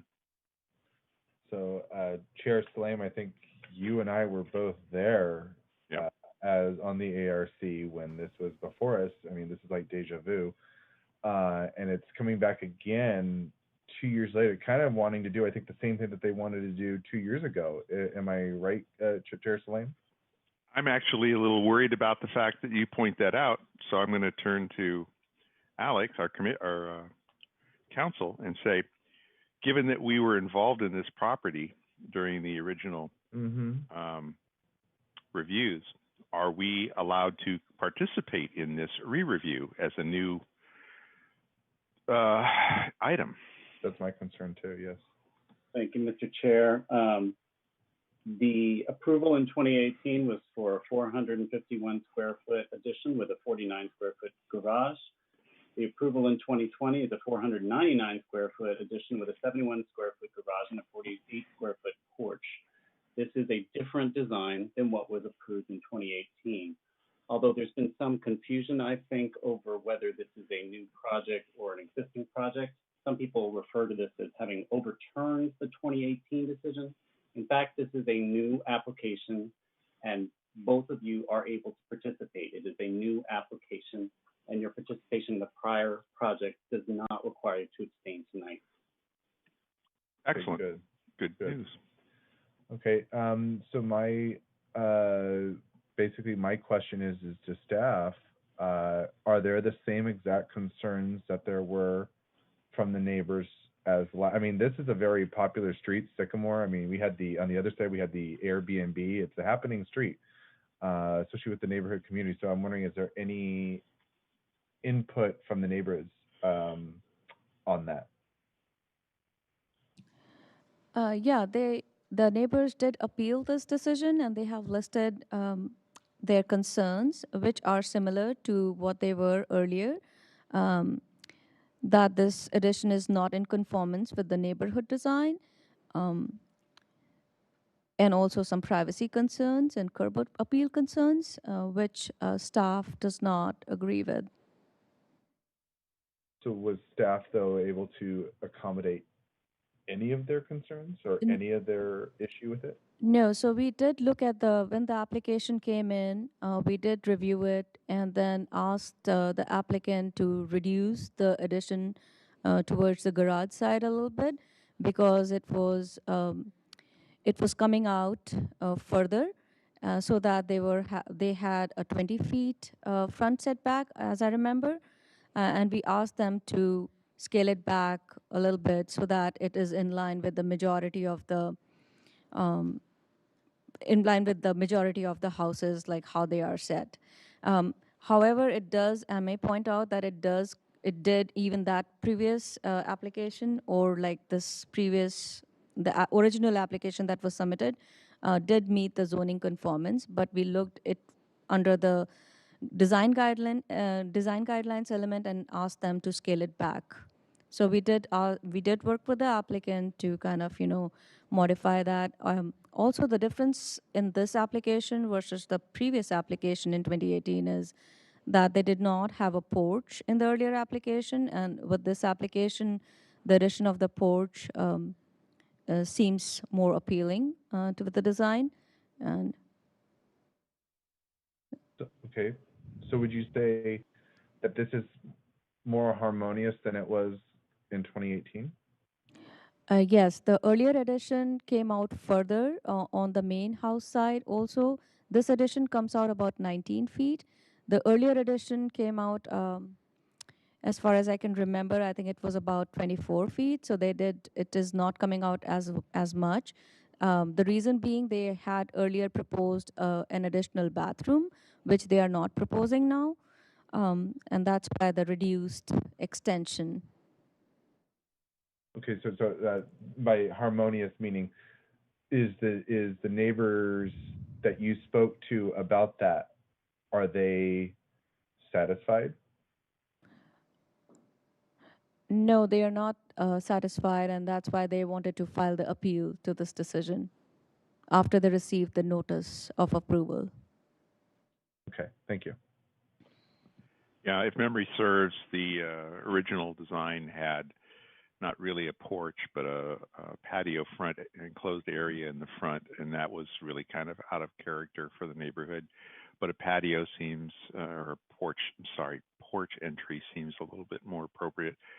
I think, given that this is a new proposal from scratch, and we also got late emails on other neighbors supporting the design. This is going to be a fresh look at this property. Let's go with Commissioner Jane and have his comments, please. Yeah, one of the things I got in my packet was a description of Mackey homes in this area. And I think there is a lot of interest in sort of preserving that feel of those Mackey homes. But then it looks like in 1965, they sort of just dumped on top of this property this second story, which when I looked at it, it looked kind of a little out of place. So I guess my question is there any chance that this is covered under historical, and have you heard of any of the residents wanting to create a historical district around Mackey homes for this area? As far as I know, Commissioner Jane, this is Gloria, not in this neighborhood. There has been some expressed interest in other Mackey neighborhoods, but no one has at this time submitted a request for a neighborhood consideration. So, and in terms of recognition of any historical or architectural significance, the only aspect that would be qualified under the city's code, zoning code, is to have a survey done and then the properties recognized under the historic resources inventory, and that has to be approved by the city council upon submission of an application for that designation by the property owners, individual property owners. Okay, thank you. That's all I had. Okay, Commissioner Chair Kuro. Question to staff. So I looked at all the public records, and thank you for clarifying. In the public records, it still shows as 4 bedrooms. 3.5, 4 bath. Was it the same applicant that actually made the building permit to 3 bedroom, or was it a pre-sale? No, it was the same owners. It was the same owners, and what they did was, if you can see my screen now, this is their proposed home. Actually, I'm going to go back to the existing. So what they did was, this house was originally built as a 4-bedroom house. So the 2 rooms in the middle that you see, they opened that up through the interior remodel.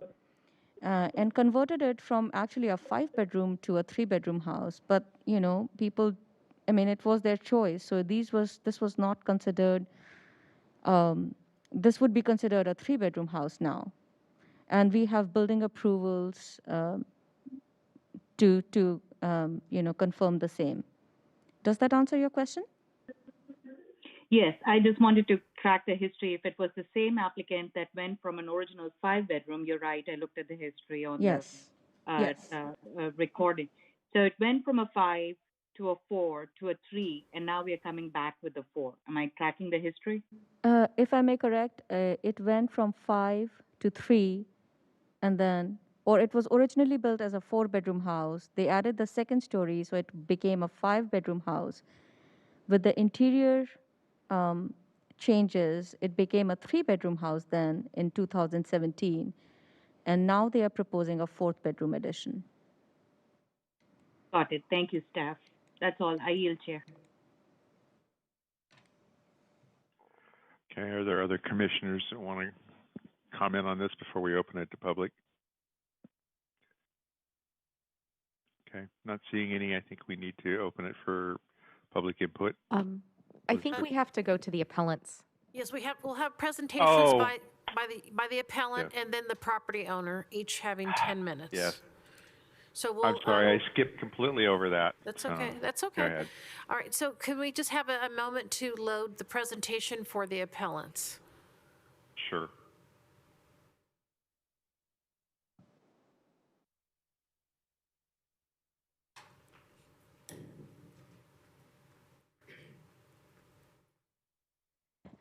Dan, we're going to move you up as well. Just hold on a second. We are going to get the presentation up, and then you'll be able to present on it.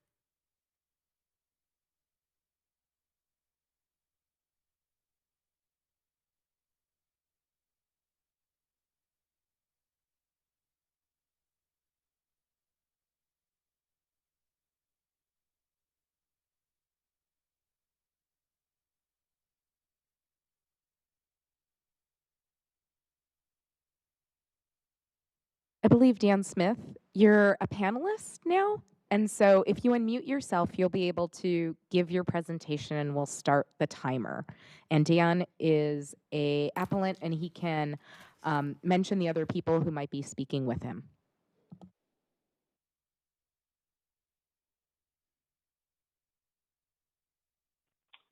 Okay, I think that I just unmuted. Can everyone hear me? This is Dan Smith. Yes, we can hear you. And before we start the 10 minutes, I just want to check. We had sent a number of slides and information, petition from the homeowners in the community. I'm just curious to know, did the Planning Commission members, do they have copies of all those documents, or is this something they haven't seen yet?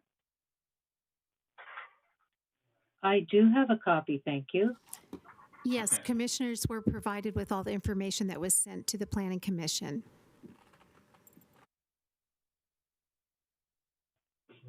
Share screen? Why? No, this is the presentation. Okay, thank you. Let me start. My name is Dan Smith. I live at 2843 Sycamore Way. I'm going to give a short background of the project. My wife Debbie is here as well, and she's going to speak next. And then our neighbor Suhas, who lives on the other side of us, or on the other side of Mr. and Mrs. Gion, are also going to speak. Okay, and just a reminder that this is a total of 10 minutes for all presenters. Thank you. We're going to go quick as possible. So, so this is, as the two planning commissioners have mentioned, this addition has a long history, and I will point out that it is a different application. It's actually larger.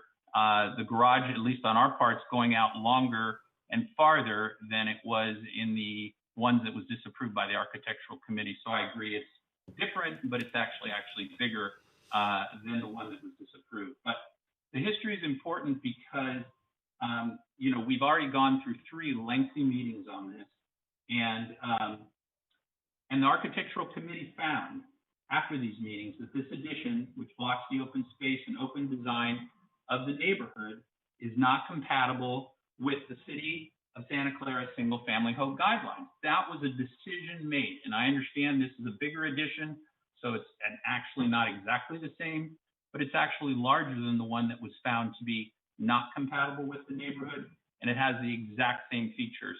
It's the same addition, just larger. With one exception, I should say, that Namisha did mention on the side where Suhas is, it did get reduced slightly, I think about 4 feet, and I think the garage on our side got extended. So slight changes, but it ended up being a larger square footage. It's also, I think, important to explain and understand on the history that for the neighborhood of Forest Park, and we've had 46 homeowners sign a petition against this addition. We've had, as Mr. Salome and Mr. Becker know, we've had dozens of Forest Park homeowners come in to oppose this. This is like a 4th bite at the apple, and it seems fundamentally unfair that we have to keep coming back on this. I understand, and we understand that there was a procedural change in 2020 that allowed Mr. and Mrs. Gion and the city to approve it without having any input from any of the neighbors. However, I also think it's important that the change that was made in 2020 did not change the criteria for determining whether or not it's compatible with the neighborhood. The language of the city single-family home guideline exactly the same as it was in 2018. And while city staff has always been strong advocates for this addition and Mr. and Mrs. Gion, the 46 homeowners at Forest Park who signed the petition strongly believe the Director of Community Development should have respected the determination of the Independent Architectural Review Committee after they spent hours and hours on this project.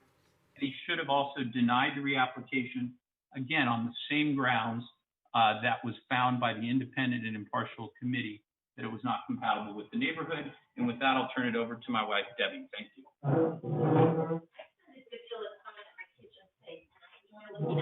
I appreciate being able to see the activity in the neighborhood, children biking, folks walking their dogs, and families pulling their wagons to the Cabana Club. We purchased our home more than 20 years ago because we love the design, character, and feel of this neighborhood. Forest Park homes, or McKay homes, were designed to ensure that home styles blended naturally and pleasantly into a lovely, well-planned neighborhood. And I would encourage you to take a look at the brochure from 1960 that's included in your pre-meeting packet. Forest Park has a balance of green space, trees, bushes, and grass. Homes were designed in pairs, and I'm not quite sure how to switch my slides. How do I share? I can move them along for you. Yeah. Thank you very much. So homes were designed in pairs, and breaking up the pattern of the neighborhood negatively impacts me and the future development of our neighborhood. If you switch to the next slide, please. And front yard addition at 2847 will increase the view of their concrete driveway from all of our windows. We have, as you can see, 2 bedroom windows and a kitchen window right in the front of the house.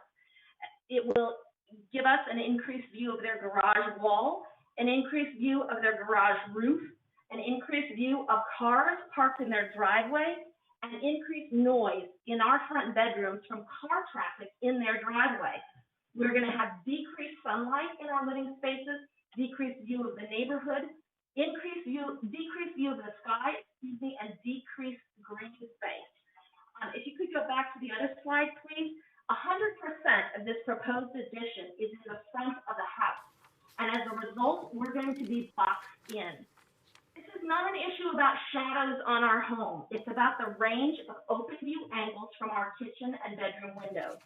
The average size home in Forest Park per villa is 1,700 to 2,100 square feet.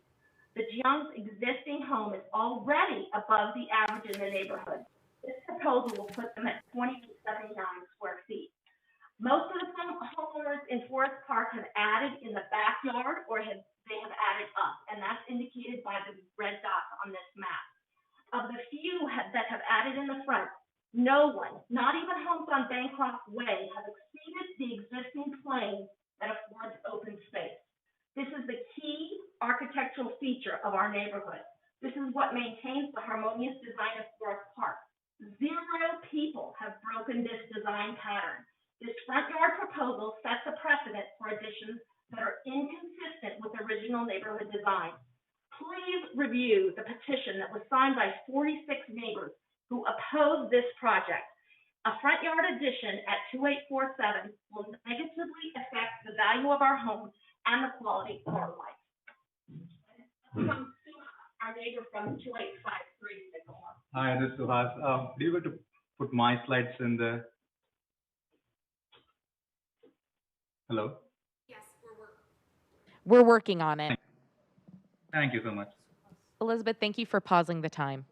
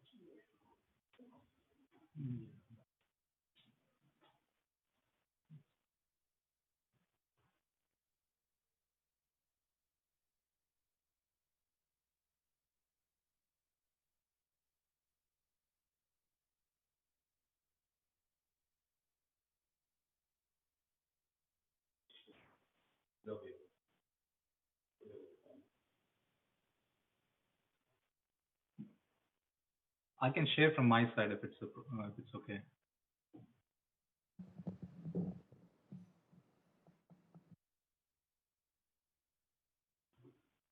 Thank you for your patience. Staff is working on trying to get the presentation up.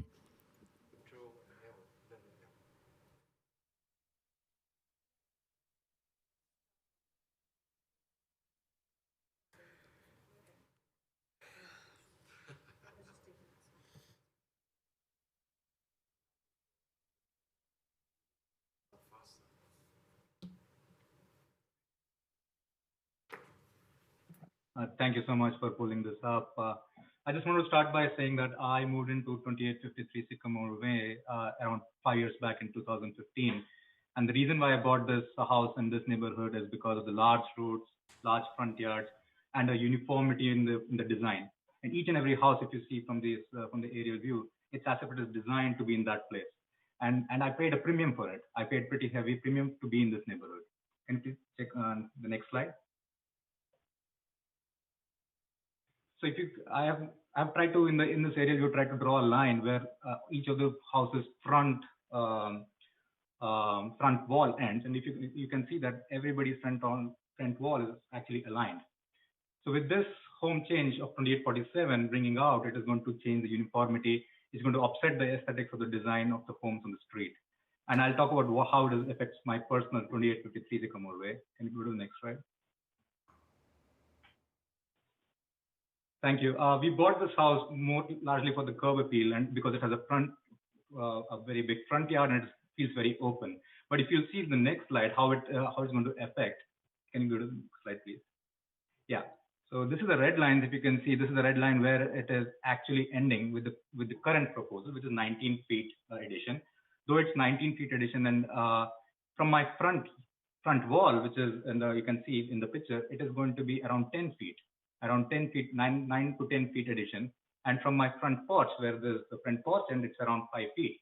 So this 9 feet addition is not small. It's going to be look boxed up. If you can see how it is going to look without, if you can imagine how it will look with and without it, you will see the difference, and you'll see why I bought this house. And if I were to buy this house at this time after the addition, I would question myself whether I'm going to buy this house or not. And it's going to decrease my home value, and that's what I'm concerned about. And moreover, if I look from my window, I'm going to see their bedroom walls. From my front door, I'm going to see their bedroom walls. From the front, if I look to my house, my house porch is going to look boxed up. Next slide, please.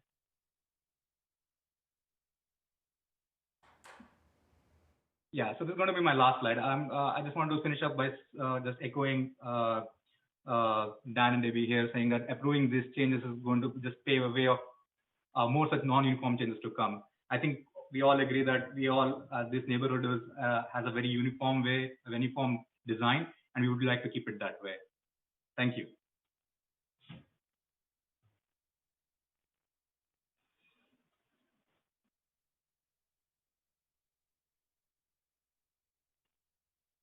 So I believe the applicant has an opportunity at this point. Yes, thank you. We are going to get the applicant's presentation up, and we're going to move them as well to be able to present through Zoom.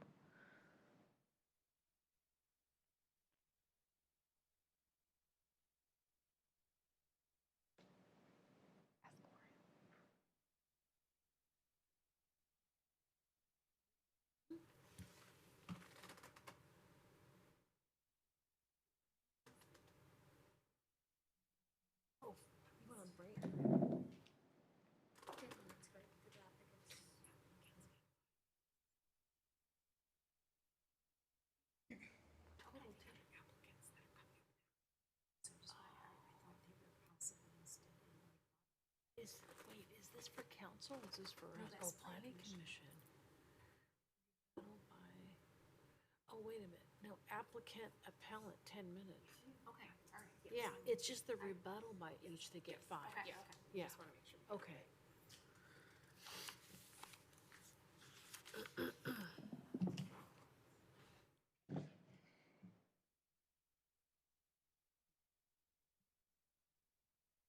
We can start with the applicant presentation just as the timer is set. Did the appellants conclude everything? I thought they had more time available. The appellants concluded everything. Okay.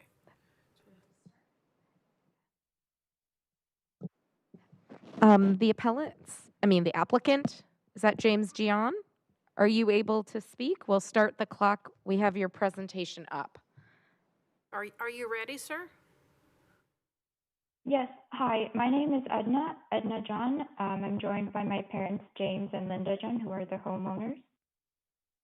Okay. Can you see the screen? Yes. Okay. We're ready if you are. Yeah, Yes, we are starting the clock. Thank you. Okay. So this slide, the slides we have prepared today are to address the concerns that we have been approached with. This basically just states that this is our proposed project, and the comments below are going to be discussed further with the following presentation, addressing the neighbors' concerns. Basically, our property is further back. The house is further back on the property compared to the neighboring houses. So we actually have, there's more front yard space to expand to rather than backyard space. The new addition will reach only as far as the front porch where the neighbors at 2853 Suhaus and his family, his home, it will end where the eave of their front porch ends. So it will not change their range of view. And for Mr. and Mrs. Smith, they will not be able to see the walls of the newly added bedroom from the front windows. And to address their concerns that this project is bigger than the last one proposed, it is not, it is actually reduced in size. For the garage entrance, the reason we would like to reorient it to face the street is to reduce safety risks, property damages, and sanitary concerns from our neighbors, Sweet Gum Tree and the Apple Tree. That current driveway will be covered by landscaping, and it will actually provide more greenery. There will be no eclipsing or diminishing light at Mr. and Mrs. Smith's house by this addition. So if you could move to the next slide, please.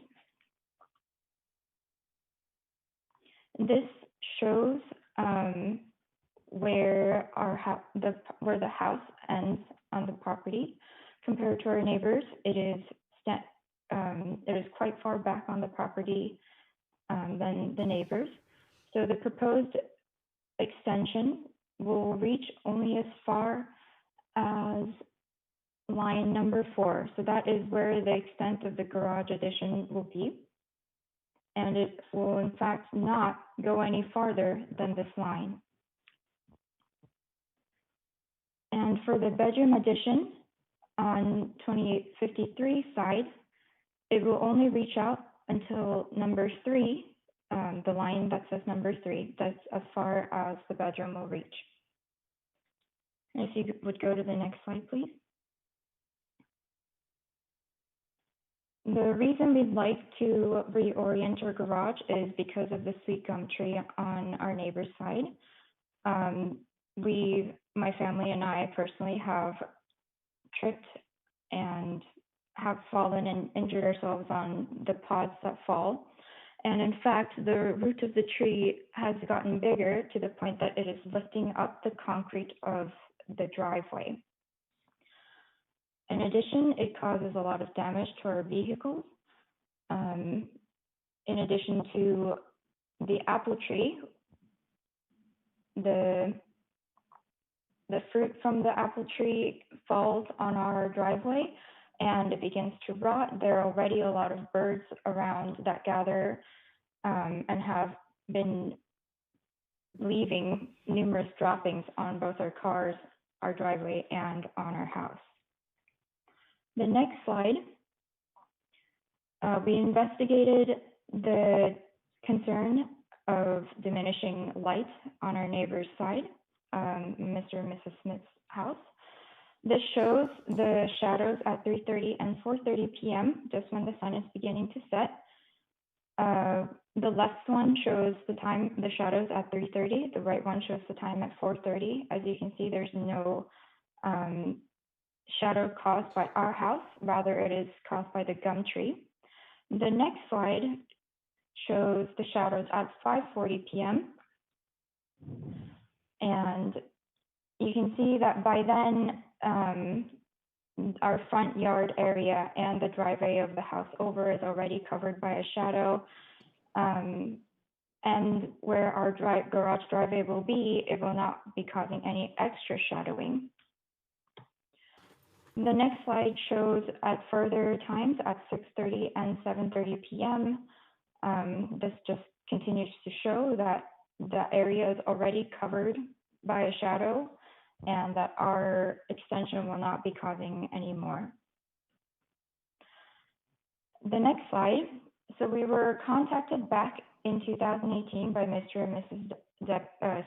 Smith, excuse me, and we've invited them into our house and showed them the changes that have been done to the house. And the only request that they made at the time to us personally was to create a barrier between the fence, the backyard fence, and our landscaping so that the fence is reinforced. And we honored their request immediately.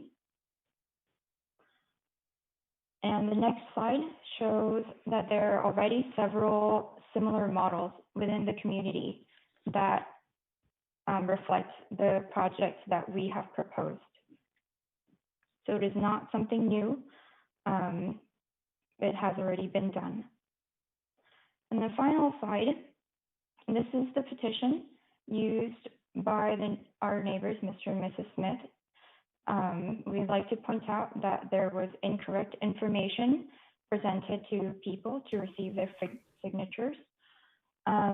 It says that there haven't been any complaints made. We have and filed complaints to the project director about the public hearing from 2 years ago on grounds of unfairness. And there's also a new amendment that does not state that a public hearing is needed for a fourth bedroom addition, as this is submitted as a new project. And they have been notified of their right to appeal. We've addressed concerns about eclipsing light or diminishing light. And there have been concerns about their home values dropping. There's actually no evidence that the real estate values are being lowered by any project around this neighborhood. There are also many cases of adjacent driveways within the community. We've offered several options for landscaping or fencing to make the driveways look more pleasing, to address the concerns of their view. All offers that we have previously suggested have been refused by the neighbors. And as demonstrated by the plan, our proposed additions, they do not push the front line of the house to beyond the plane of any other homes in the street. It will actually line up with the rest of the houses on this street. And that's it for us. Thank you.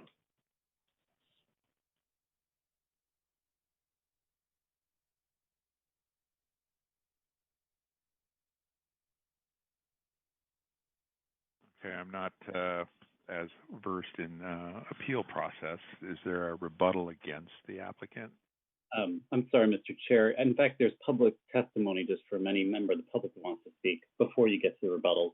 All right. And before you even do that, if any members of the commission have questions for either the applicant or the appellant, this would be an opportunity to ask. If there are no questions, we can move directly on to. Okay, I'm looking for.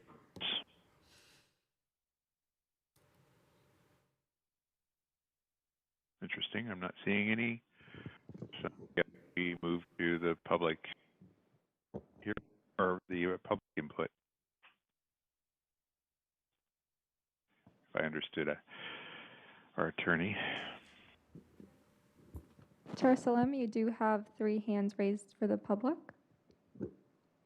Oh, that's the problem. We have 2 lists, and I don't flip between them constantly.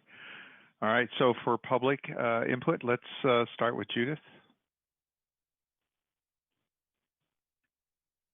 Hello, can you hear me? Yes. Thank you. I understand that. Elizabeth, can you put the timer on? Ma'am, can you please hold 1 minute till we put the 2-minute timer?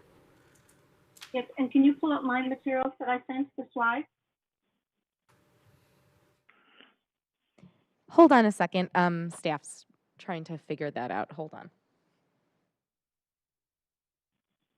Thank you.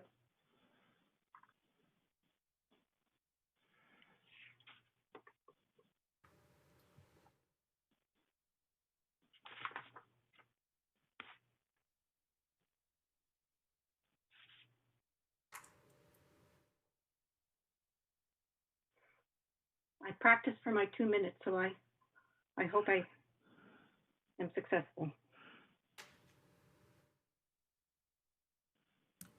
The presentation is up if you'd like to start.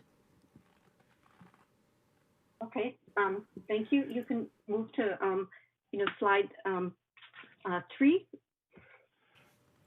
The city of Santa Clara is a diverse population of people and residences. There's high density homes so close together one could reach out and shake hands with a neighbor, and other neighborhoods like mine built by the Mackey homes in the early 60s. I'm here to preserve its character and charm with the very ordinance that guide our cities. And in the document, actually on the previous slide, there's even a link so that you can quote your document, the importance of protecting and preserving the heritage of past generations and the neighborhoods. And in Ordinance 2011, it states that the design is in keeping with the character of the neighborhood and is not detrimental to the harmonious development. The front yard addition at 2847 Sycamore Way, which is its second addition, is not in alignment of preserving the character of our neighborhood. You've already heard about what the Mackey Home brochure says. I have it in my package about on page 5 and 8 through 8 about its outstanding design to really ensure that many homes are blending naturally and pleasantly into a lovely, well-planned neighborhood. The balanced views of these homes were carefully planned out to maximize light, lawns, and views. It's not that the quantity of 25 houses out of 32, it's the balance of how that architect put them on that very well-crafted plan. This would be the first home in the neighborhood to violate extending past the line of the garage. I would carefully review those documents because we spent hours really aligning, and no, they do jut out as you'll see on the next slide. I feel for the young family. They remodeled the interior of their home. I'm sorry, go back to the previous slide. With the wrongful approval of the city planner, Nemisha, you can see here the remodel includes a hallway to nowhere facing their front yard. This earlier decision by the city should not impact your decision for a front yard addition. So that, yes, they're living with this hallway that ends at a wall. Our neighborhood will Thank you. Your time, ma'am, your time has expired. Okay, I just have to tell you there was inaccuracy in... Just a minute, you'll have to get permission from the chair to continue your discussion. Chair, do you want to allow additional time?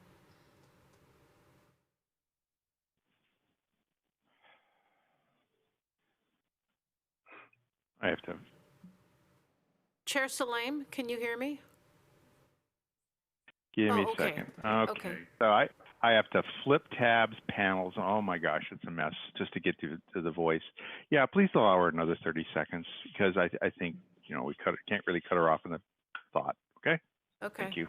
The timer's on. I want you to, thank you. Please review 2 things about the Young's line along the roof line.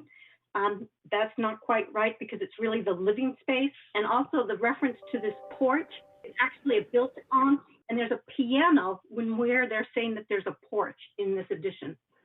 So there's a room, another room with a piano, and then the garage. Thank you. This is very upsetting. We thought we solved this before. Oh, and there's room for them to build in their backyard. Because everyone else, including us, have built into our... Your 30 seconds has expired. That's good. Thank you. All right. Next on the list, I think, is Dan Smith. Dan, I just want to make sure, since you are the appellant, that you are not speaking during public comment because you'll have a chance for rebuttal. Yes, I made a mistake. I shouldn't have raised my hand. I clicked the wrong button. I understand. I'm not part of the public hearing. Can you hear me? Yeah. Okay. So sorry about that. That's my fault. let's move on to Alan Dillon then, please.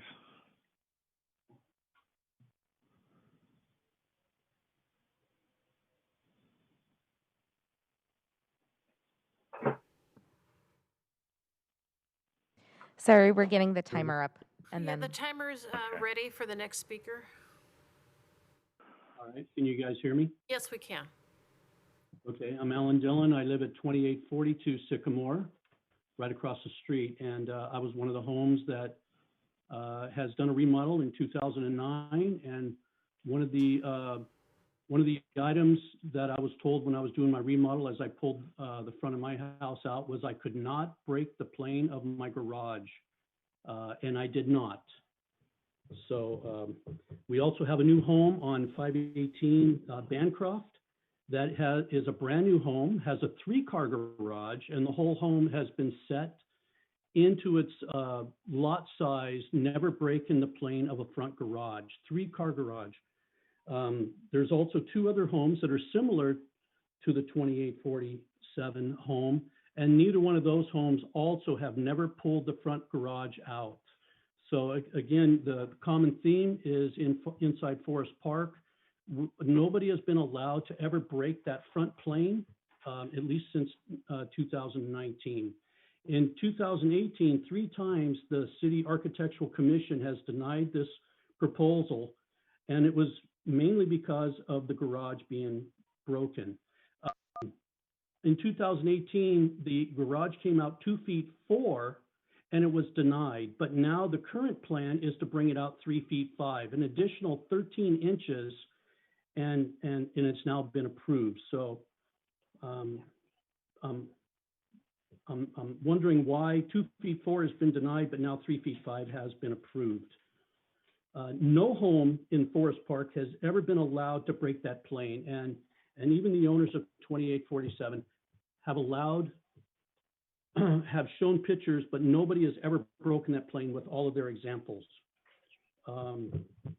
Today, I read online that the committee has already approved this. I'm not really sure how an appeal works when an appeal is already been published to say they approve and deny the appeal. So I'm kind of curious how that actually works. Okay, thank you. Your time limit is up. Yeah, if I could, I had one more. You are muted. So the thing that we have to The host do would is like you to maybe, unmute your microphone. You can staff press could star explain 6. You are this unmuted. process so that the public could be informed as to how we've reached this point. I'll just summarize just one clarification is that there is no restriction on this neighborhood from exceeding certain planes. What we do is look at the architectural design guidelines, and as long as it's reasonably consistent with the neighborhood, there is still going to be a 30, is it a 32-foot setback, Namisha, or is it? It's 33 feet on the main house side. And then the garage is 22 And the garage feet. is 22. Under our zoning code, it only requires a 20-foot front yard setback for the entire property. Now, we take other things into consideration, but primarily because of the code change, our responsibility is to see that it meets the zoning code and that there are reasonable considerations for the neighborhood context. So there is no neighborhood is etched in stone that they cannot make changes. Those changes happen over time. The properties were built in 1960. We anticipate remodels, demolition. We've seen this all over the city because properties and buildings have a useful lifespan, usually around 50 years. Beyond that, they tend to get demolished and rebuilt because it's more cost effective, essentially. So, but I want to point out, though, that in the minutes for the determination, there was a lot of discussion, but there were not specific points about what in the design guidelines specifically the committee found the project inconsistent. So it was primarily, there was reference to the neighborhood's direction and preference rather than anything specific in the design guidelines. And so it doesn't require strict adherence to the planes existing in the neighborhood. Again, this is not a historic neighborhood. It's very unusual, even in historic neighborhoods, to require that properties remain in their existing state from the time of construction. It's very rare that anything is imposed. There's only one, Natchez, and Mrs. Is a very rare example of where there's very tight restrictions. But even under, recognized historical properties, you can still make changes. This neighborhood does not have that protection or that designation. No one has taken that step. Neighborhoods are meant to be in transition at all times. There are new people that move in. There are changes based upon lifestyle and improvements that want to be done. And based upon that, the staff found that the expansion was an improvement to the property. It did not affect the light planes. It's a one-story addition, and it was previously a 5-bedroom home. Under the current code, these limits are allowed. That's why the situation is more reverse. There's not a hearing and then a decision and then an appeal period. These approvals are now within the 4-bedroom and up to 4 bathrooms are allowed administrative approvals. We supported it before because we found it consistent with the design guidelines. Again, there wasn't any specific citation at those committee meetings. The minutes reflect that. And so that's why the staff approved it, because it was still within the guidelines between the context of the neighborhood as well as the zoning code. Demisha, do you have anything else to add? No, that's it. And in this instance, the appeal happens after the approval because it's now the architectural review is an administrative process. Ms. Chiara, if I can just add on. So for some context to the code change, the breaking point had gone from a 5-bedroom, as in you're proposing a 5-bedroom, or 4 or more bedrooms, to a breaking point being you're proposing 5 or more bedrooms, requiring a public hearing. So the administrative allowance now is if you're proposing 4 or fewer bedrooms. So this met the criteria for the administrative approval. And I don't have the statistics with me, but the analysis of why the 4 bedrooms was a breaking point was because we did analysis of the number of projects that went to the Architecture Review Committee, the number of projects that stayed on consent and that got approved, and 4 bedrooms seemed to be the number that seemed, by and large, a reasonable addition that individuals were comfortable with without a lot of discussion. This obviously is a project that has history, and that's why staff did do the notice so that individuals who had expressed concerns in the past could make themselves known through the new process, which would be through an appeal. So just wanted to provide some of that context. Okay, thank you very much. Commissioner Chiricuru, do you have a comment you want to make before we close public hearing, or can that wait until after? It can wait. I just wanted to confirm if we have closed public hearing. No, we haven't gotten there yet. Do I hear a motion to close public hearing? We still have to allow for a rebuttal for both parties. One of these days I'll get used to the step-by-step process. All right, let's go ahead. I think it's a 5-minute rebuttal, I believe. Yes, for each party. So would the appellant like to proceed once we get the timer up?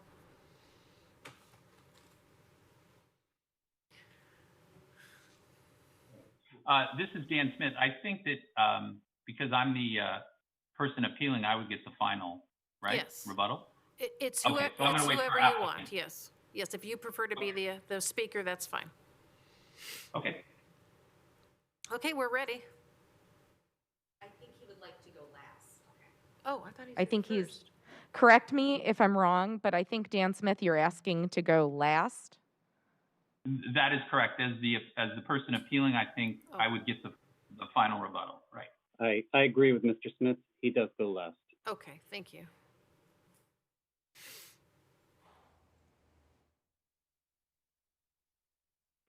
So I believe the applicant has the rebuttal at this point, correct? Yes. All right.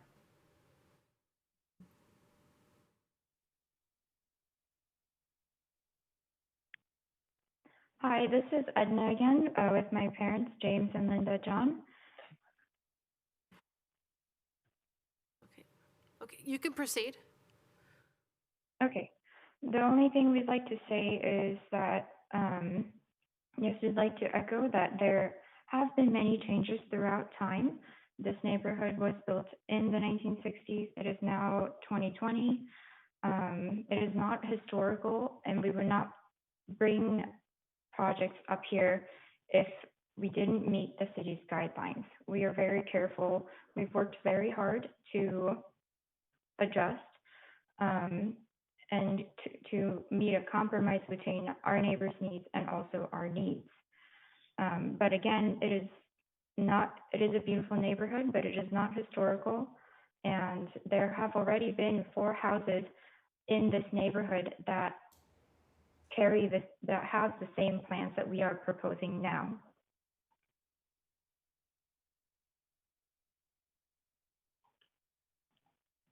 And that's all we have. Thank you. Thank you. Okay. We can reset the clock and let the appellant have his shot.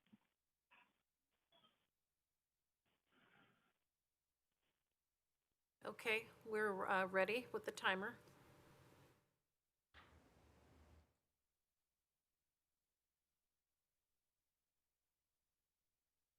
Do we need to promote Dan Smith to speak? Is he able to speak? Yeah, Dan, you're able to speak. Yes, I'm going to go first. This is Maharaj Shashagri, the 2853 Sycamore Way. I just want to rebut the point which was made. I'm sorry, I'm just going to interrupt you, sir. It's hard to hear on our end, so I'd like you to start over so we can hear you more clearly. Sure. Is it okay now? Yes, that's better. Yeah, thank you. I'm Maharaj Shashagri on 2853 Sycamore Way, which is on the left side of 2847. I just want to rebut the point which the applicant made, saying that the addition is going to align with my front porch, and that's absolutely wrong.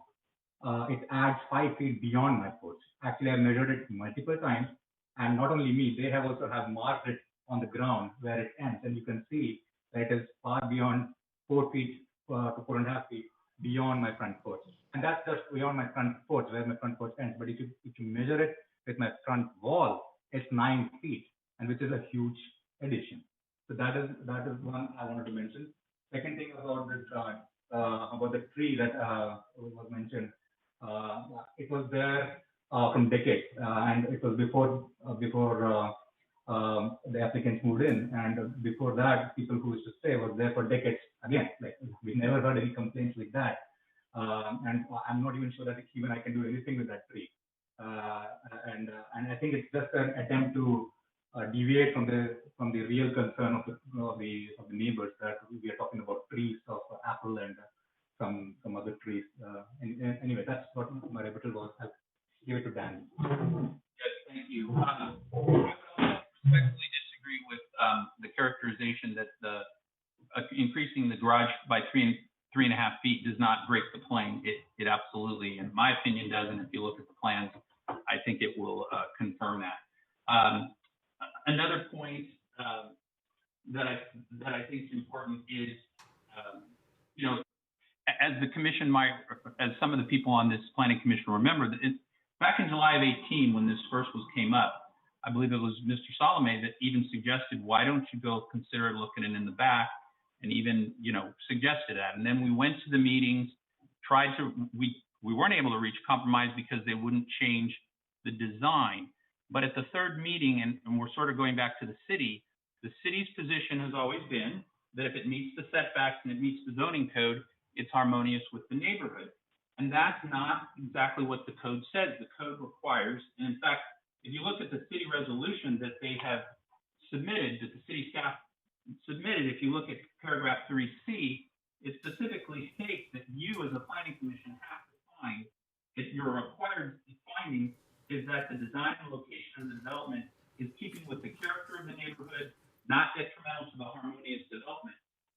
I would urge the planning commission to reaffirm or find the same as what was found after extensive meetings, which is that it is not compatible with the harmonious nature of the community.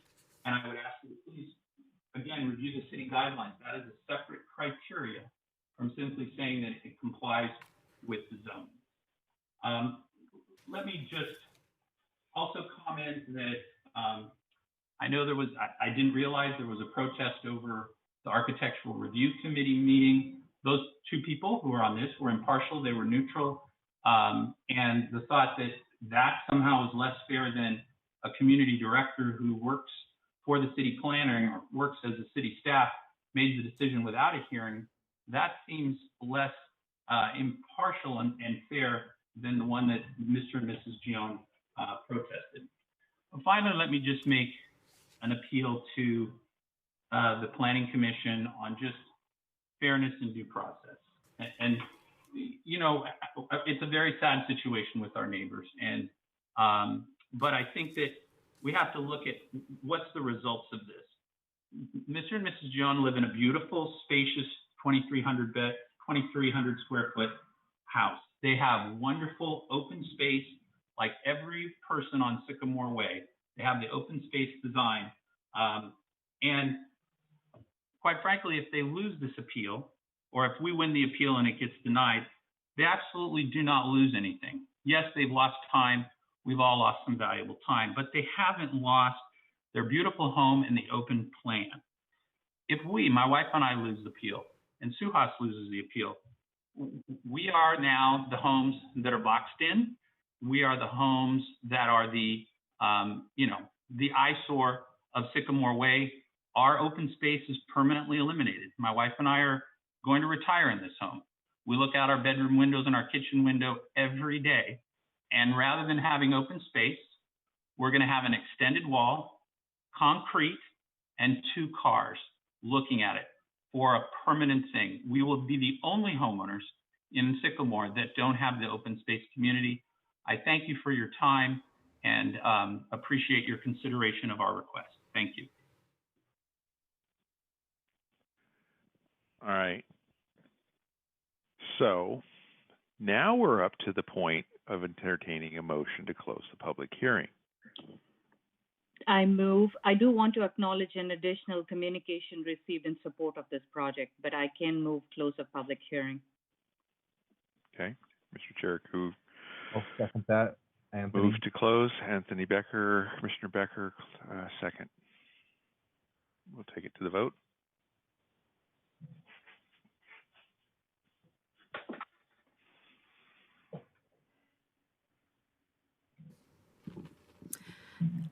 Motion to close public hearing, Commissioner Akazi.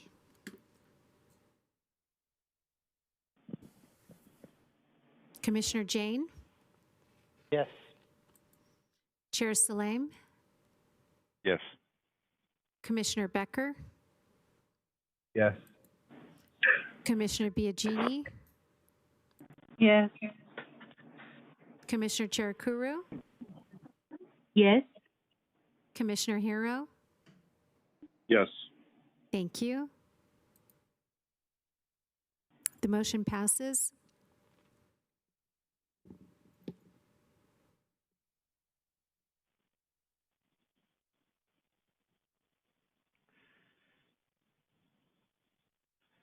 Yeah, we need to not ask Commissioner Kizzy for a vote. Thank you. It passes with one recusal. So I think we're going to open up conversation to the commissioners.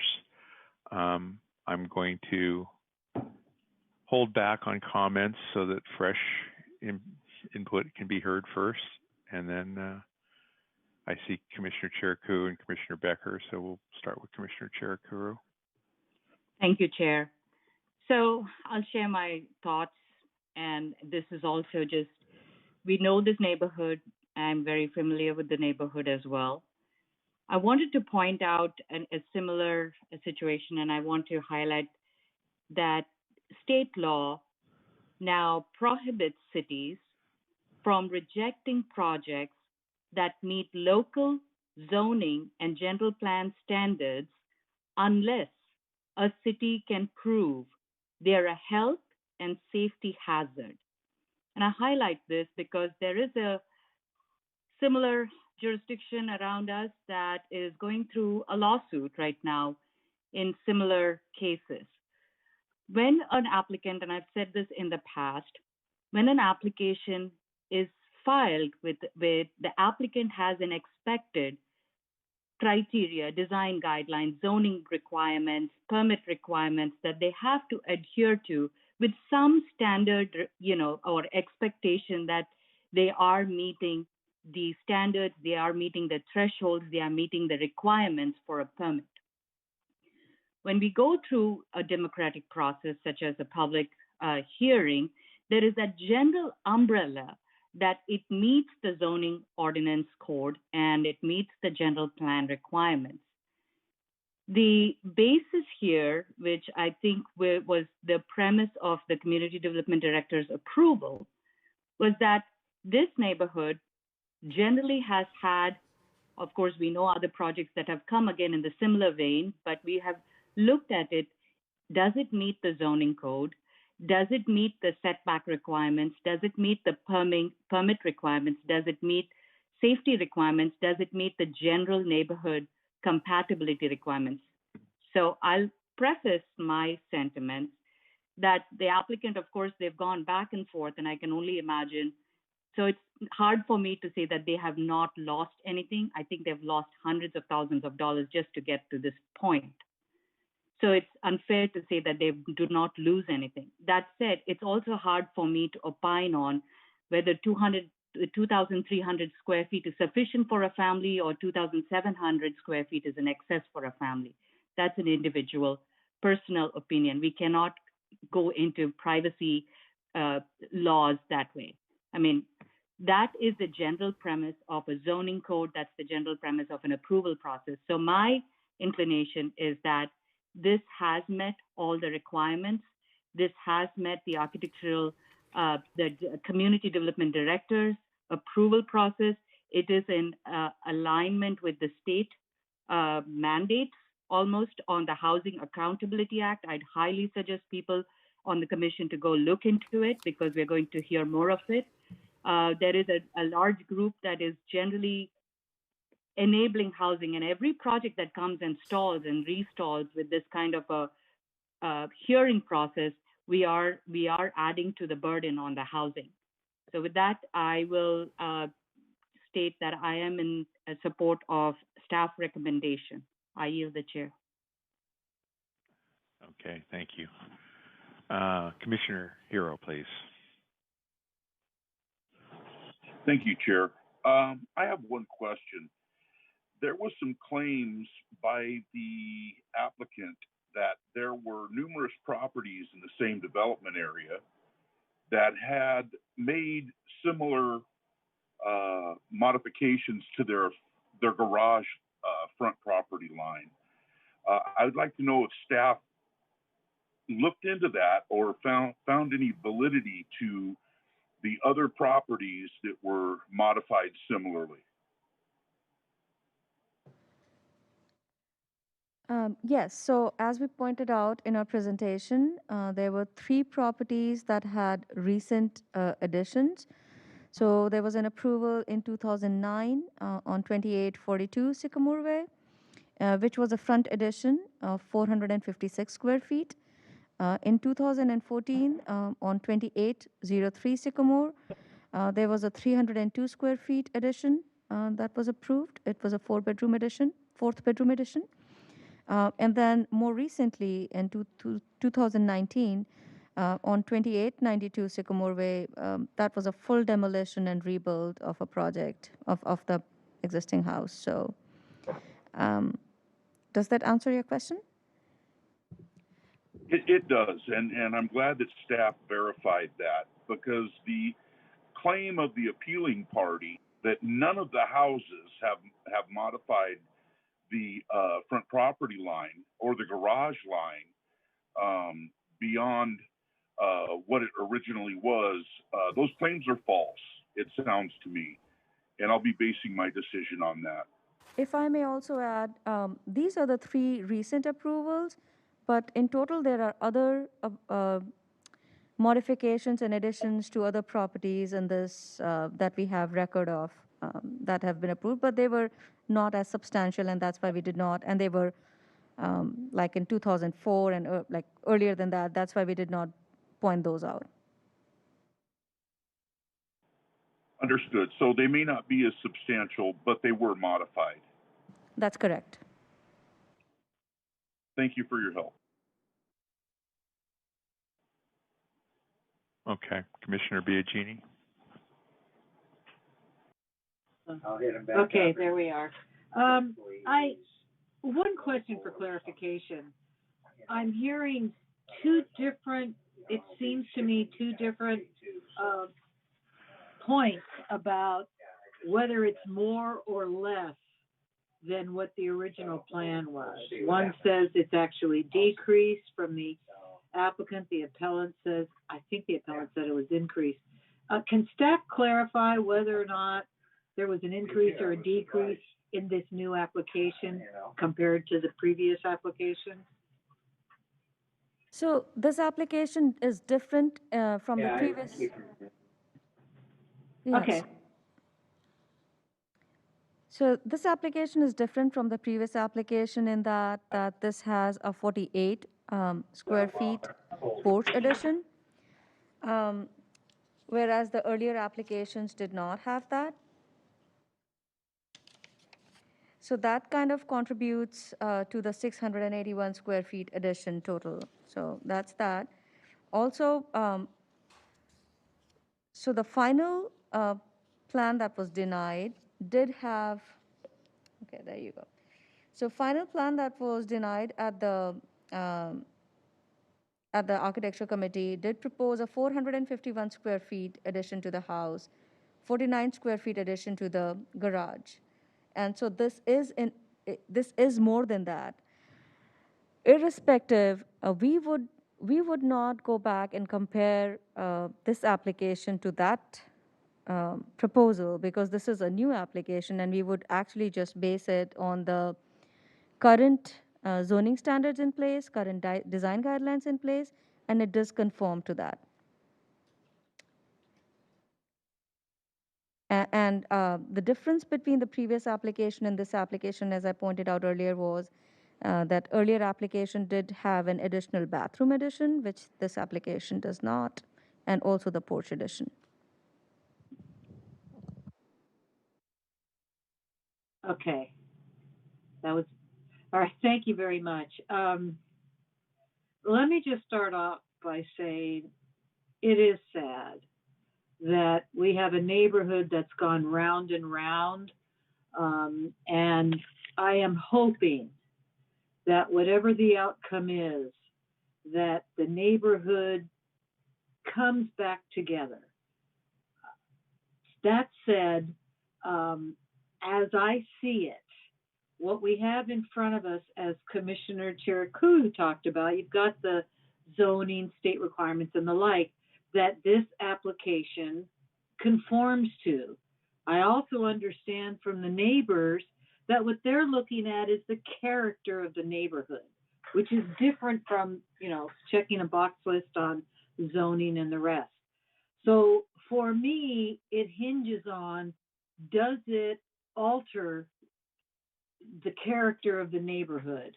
I hear the neighbors on either side talking about how it changes their situations, but I have to look at the fact also that there have been other modifications. I've looked at the neighborhood. I'm somewhat familiar with it, but I'm also looking at it on Google Earth. It's not that every neighborhood is going to stay exactly as the original. There's going to be modifications, and understanding that there is a concern about the character of the neighborhood. But when I consider all the facts, the zoning codes, state laws, the fact that they were in compliance, there's something for everybody to gain. There's something for everybody to lose.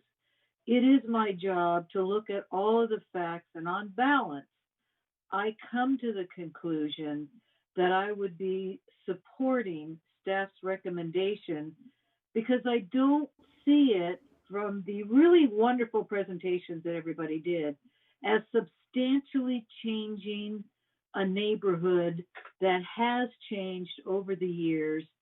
And I do see that the applicant, the homeowner, has made changes in an attempt to, I'm searching for the right word, appease the neighborhood while still conforming to their rights as property owners and conforming to the codes. I don't think they haven't done anything. And to Chair Kuru's comments, yeah, it did cost them a lot of time and money. To the other side, I understand character of the neighborhood, but on balance, I come to the conclusion that I would support staff's recommendation. I yield. Thank you. I think it's Commissioner Becker's turn, and then I'll wrap up. Or Commissioner Jane added himself. Go ahead. So I wanted to confirm, because it sounds like something from the Winchester Mystery House, of a hallway to nowhere. Is the hallway to nowhere still there? Because that was the last time, like I said, this is deja vu. Is that still a thing? I would love to see the current proposed plan again come up, so we can. Yeah, I'd like to see that again. I have it right here too, but just so we have reference on. Yeah, I'd like everybody to be able to see it.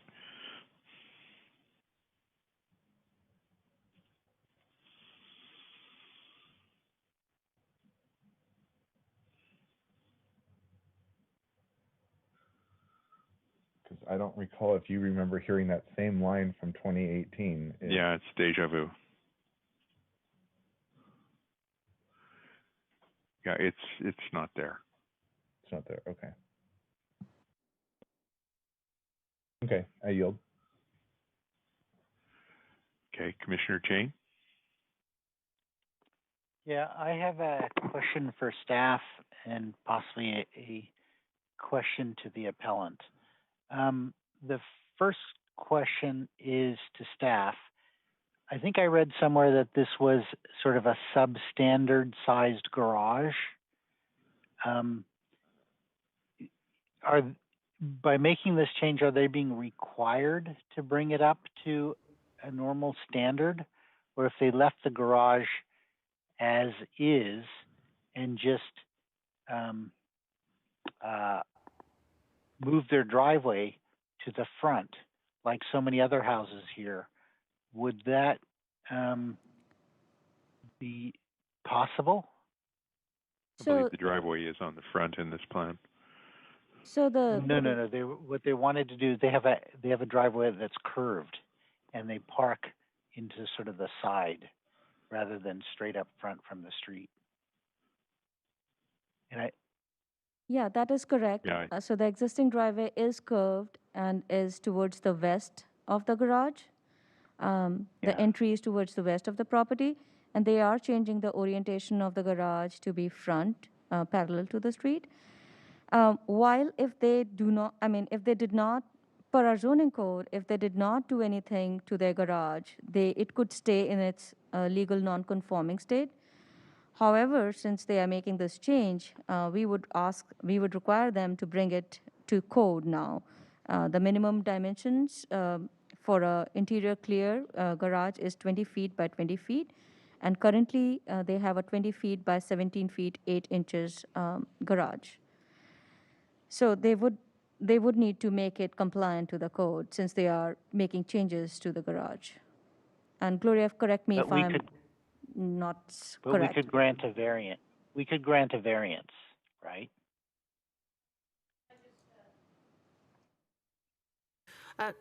Commissioner Jane, yes, we could, if there is some lesser dimension, the least we can go under the zoning code is 17 by 17 for existing conditions. So we can issue an administrative modification because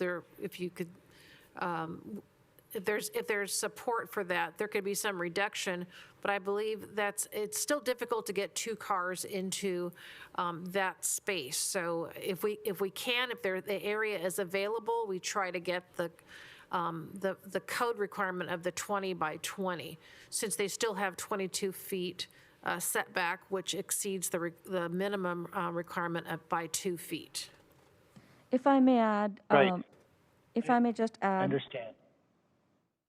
that To Go ahead. grant that modification, we would need to again make the findings for the variance, which we would not have here. Like, there is no unusual condition. They have the setback to bring the property or the garage to conformance. So while we have the ability to, we will not be able to make those findings to grant that modification. I think my point here is, assuming that we do have the ability to grant that variance, and they moved their driveway to be the front facing, then they would be possibly parking cars in that place, and those cars will be visible from the neighbors to the right. And that seems to be one of their main objections. They don't want to look at those cars. But what I'm saying is that they could do that anyway without making any changes to their house. They could just move their driveway. They don't need necessarily anything from us to do that. And I guess my point is that they already have that right.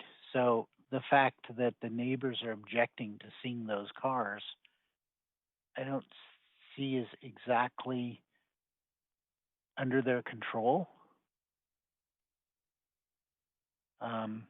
So I'm trying to understand that so many of these houses have that front-facing garage in this neighborhood, that's not unusual for them to do that. Yeah, Namisha, can you go back to the aerial to show the neighborhood pattern?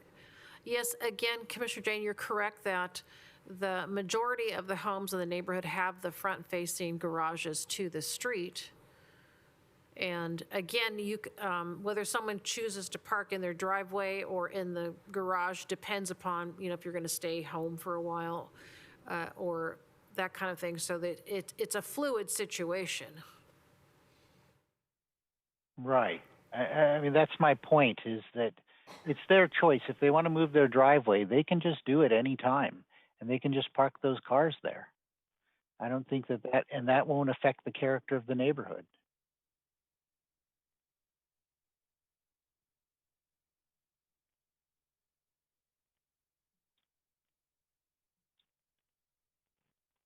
Okay. Do you have anything to add? So I guess my question to the appellant is that given that they have the right to do that anyway, how does that change the situation? Because I think they're one of their main objections is they just don't want to see those cars.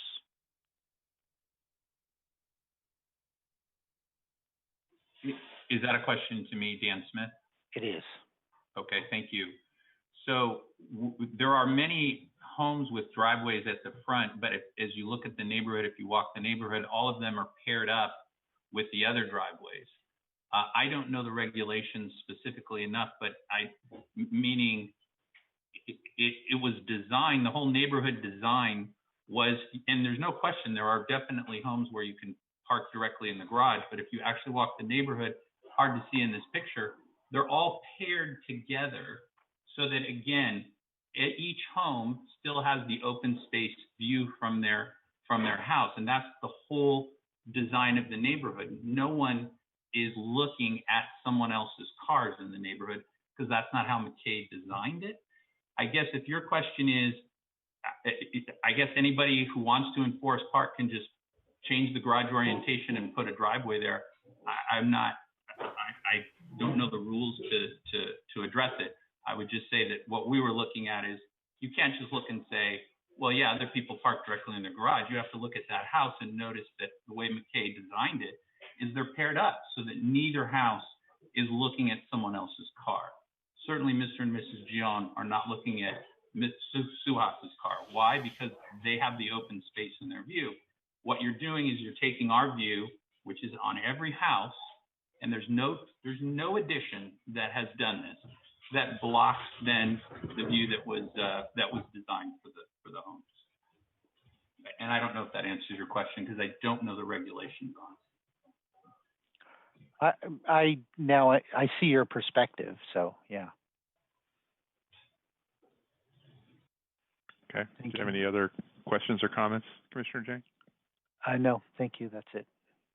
Okay. Well, I'll chime in. This is a case where Commissioner Becker and I tried desperately in the Architectural Review Committee to seek some community harmony or neighborhood harmony in our efforts to convince the applicant that it may be better to redesign to hopefully keep peace and harmony going. Unfortunately, what's happening is we're seeing that this is really not going to be possible. The applicant wishes to proceed forward, and the applicant has every rule of law behind them in this situation. They are meeting the criteria. They are meeting the requirements. I think the loss of line of sight from the adjacent home through the addition of the bedroom is somewhat exaggerated. I did the math. I did the map. It's not extending beyond that corner of the other house far enough to really impact visual line of sight. The garage change I do understand, and I would hope that the neighbor, the applicant in this case, would be considerate of the neighbors and keep their cars out of the driveway.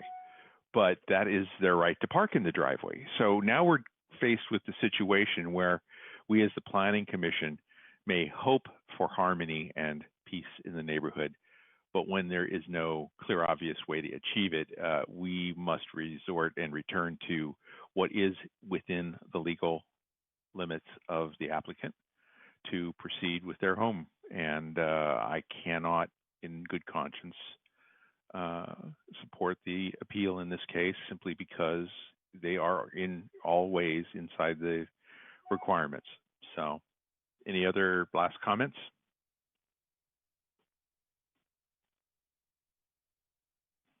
Okay, then I need to hear a motion. This is Priya. I move that we uphold staff recommendation to deny the appeal and uphold the Community Development Director's approval of proposed addition at 2847 Sycamore Way. Second. And for clarification, that was to adopt a resolution to do what you just recommended, Commissioner Yes, Chair? sir. Thank Yes, you. sir.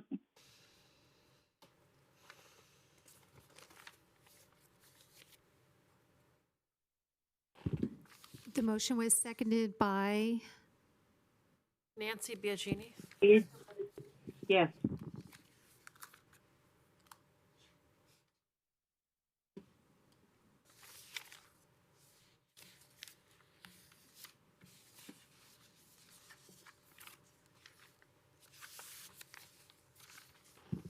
Commissioner Jane.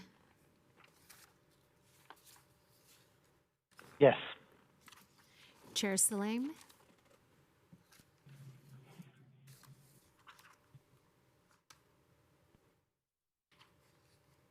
Commissioner Becker. No. Commissioner Biagini. Yes. Commissioner Cherukuru. Yes. Commissioner Hero. Yes. Chair Salam.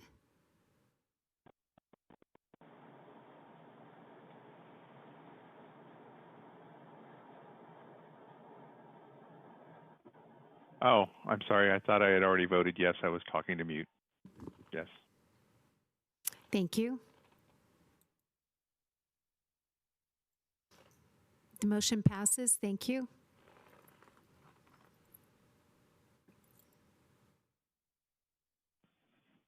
I don't believe there's another appeal unless they wish to go to the City Council within 7 days. There is actually an appeal for single-family homes that was retained as part of the process, so there can be appeal to City Council.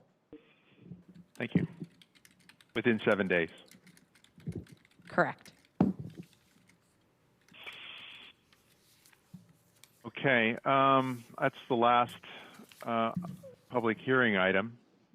I believe we need to move on to reports of commissions and the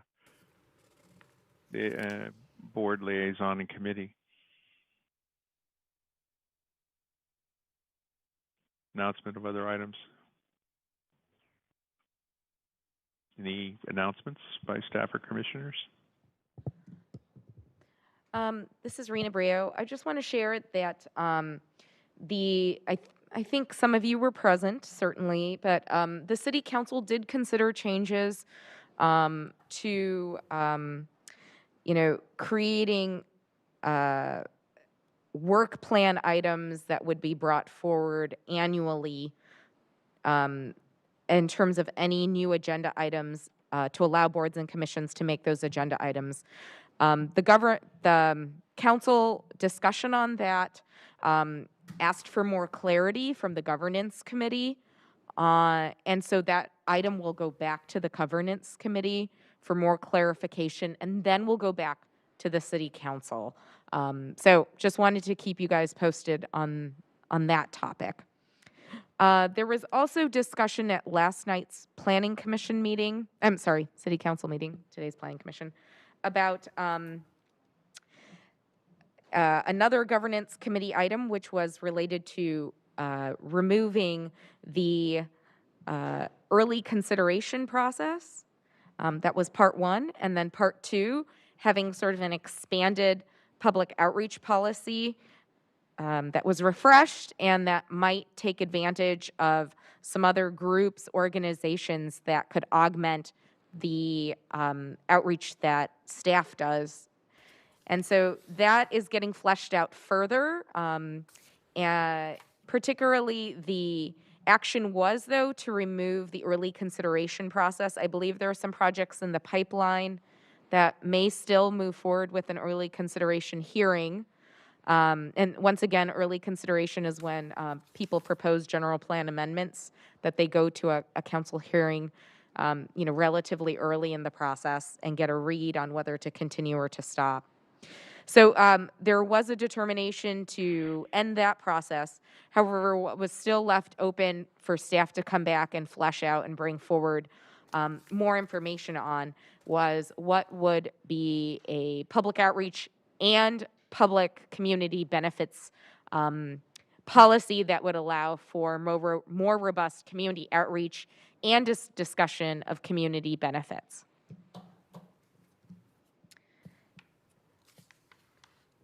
Gloria, I don't know if you have any other updates on items. I do, but normally we do it under the city council update. Oh, okay, So I'll just, great. Yeah, great. so I That's appreciate wonderful. you bringing those up. I was going to ask you for further detail on those actions, so. I could either cover the additional city council actions now or wait until that item comes up. Chair Soleil. Yeah, we might want to wait. Okay. I think we might want to wait because I have a hand up for Commissioner Becker if he had something else to add before we moved on. Yeah, thank you, Chair. I have a question for staff, or if they can actually give me the right direction to direct a restaurant owner about permitting for I guess you would say a truck or a food truck. How would they find out if that food truck has been permitted to be allowed to be selling food on that property, which is basically their property? Who would they contact? So I'm sorry, just to clarify the question, the individual that you're asking a question about, it's their property and they're unaware of whether or not someone has gotten authority to do a food truck business on it? It's I guess they share the property. They want to know if they have that permitting, because it's basically the food truck is blocking the view of their business, and so they asked me, who do they contact to find out that information? And I just wanted to know who I would relay that to, or who I would have them contact. Yeah. You can also share that offline with us and we can research that. You can also send them to code enforcement for that kind of inquiry. And also, this kind of activity involves multiple agencies. So beyond the city, it would also be county public health, the county health department that would issue permitting as well. But we can certainly follow up on the city end.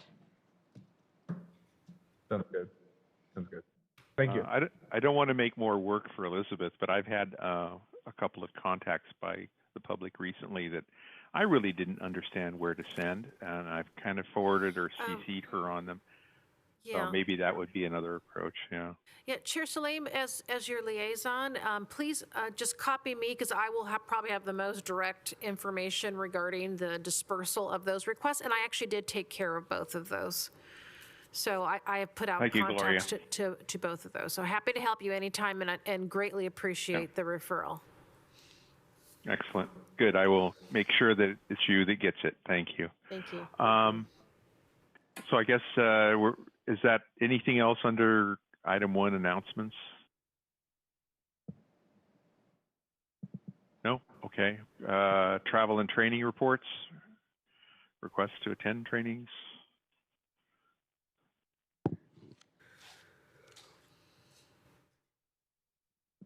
Anything? No. Yeah, I was just pinged today before the meeting to be a speaker at an event, and I'm not sure how to proceed with that, so I'm going to have to ask for some help on that as well. Okay. Chair Salim, Director, sorry, if I could just, because this somewhat gets into trainings as well as the budget report. So I would like, if individuals are aware of trainings they would like to have, but more of, conferences that they would like to attend that they can project out, that we can sort of tally that up to see what funds we have available to bring in speakers, and also then to be able to talk to the commissioners about those funds so that we can be strategic about who we want to bring in, even though we're only in October and the end of the fiscal year seems a really long time away. Lining people up does take a while, so I would like to talk to you guys in the near term about who we should try and bring on and how you guys would best like to utilize that funding. Yeah. Just as a note for others, I have kind of self-limited myself to only attending trainings and information sessions that are held remote, just to save on travel and lodging and other expenses. Hopefully we can focus on that and gain something. I see Commissioner Biagini wanting to speak. Yes, thank you, Chair. I just wanted to reiterate, Rena, the Planning Commissioner Academy coming up in March, which I'm sure will be remote, which saves a lot of money. And that is something I kind of have in my line sights for down the road. And I definitely agree with you, Chair. So that's my expectation too, that if it's going to be a Zoom kind of conference or something I can do online, I'm more than happy to do that to help us save expense. I yield. Great. Okay. Commissioner Hero. Well, as you all know, I'm as green as a golf course when it comes to planning. And any assistance or training would be greatly appreciated on my part, either remotely or with the travel and everything. I'd prefer to do it remotely so that I don't miss time at work. But I would appreciate any assistance I can get. God knows I could use the training. Okay. Yeah, if people could pass around, I don't think there's a Brown Act issue around passing around recommended training to each of us, as long as we're not discussing how we'd want to vote on the funds. Maybe that would be helpful for others too. Alex, do you have any comment on how we could do this effectively without breaking any rules?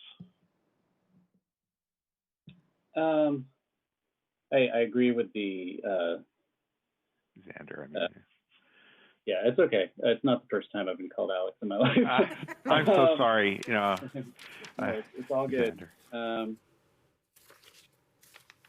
I don't have an objection to you. Well, you know what? Just to be safest, why don't you email it to Gloria and have her forward on. That's a great idea. Recommended classes. That's a great idea. Thank you. She'll strip off the name of the person who sent. Yeah, if we could just get like URLs to go look and see if it sounds like something that could apply very well for us, and then when we get together, we could talk over like the top three and see if there's a way to narrow it down so we're staying well within budget and still being able to get some benefits. No other questions, I guess. Moving on. Was that everything for travel and training? I think. Yes. Okay. All right. So we're looking at budget updates, please. Yes, thank you. Chair Salim, hopefully everyone received the updated status report on the Planning Commission's budget that is effective this month and showing the expenditure of the previously allocated budget for the headsets. Your current balance is $14,502. And that will go till Awesome. June of 2021. June 30th of 2021.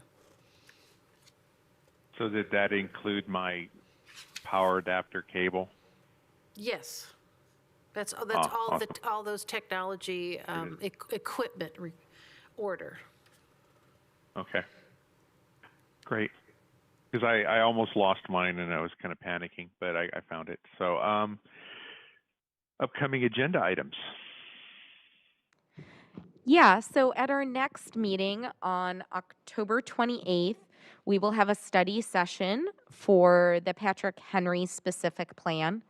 And we're trying to see if a couple other items actually time out for that meeting, or if we might provide some additional information on some other topics, or just have the study session. So would like your input on whether or not you'd like an additional topic. I mean, clearly if we have items that are scheduled and ready for hearing, we will bring those, but they're a bit in flux at this point. We do know that the related comprehensive signage program will likely come before you in the November meeting. I believe that's November 19th. But I would be interested in the next meeting if we don't have other items besides the study session timeout, if everyone would like to begin the meeting at the regular time at 6 o'clock. So, I know I really, really do appreciate that the commissioners started the meeting early at 5 today for us to have the CAP study session, but I know it's an inconvenience for some of you. So just want to check, if we don't have other items, would the Planning Commission like to begin at 6 or at 5? I mean, well, we would assume 6. Sorry, we would assume 6.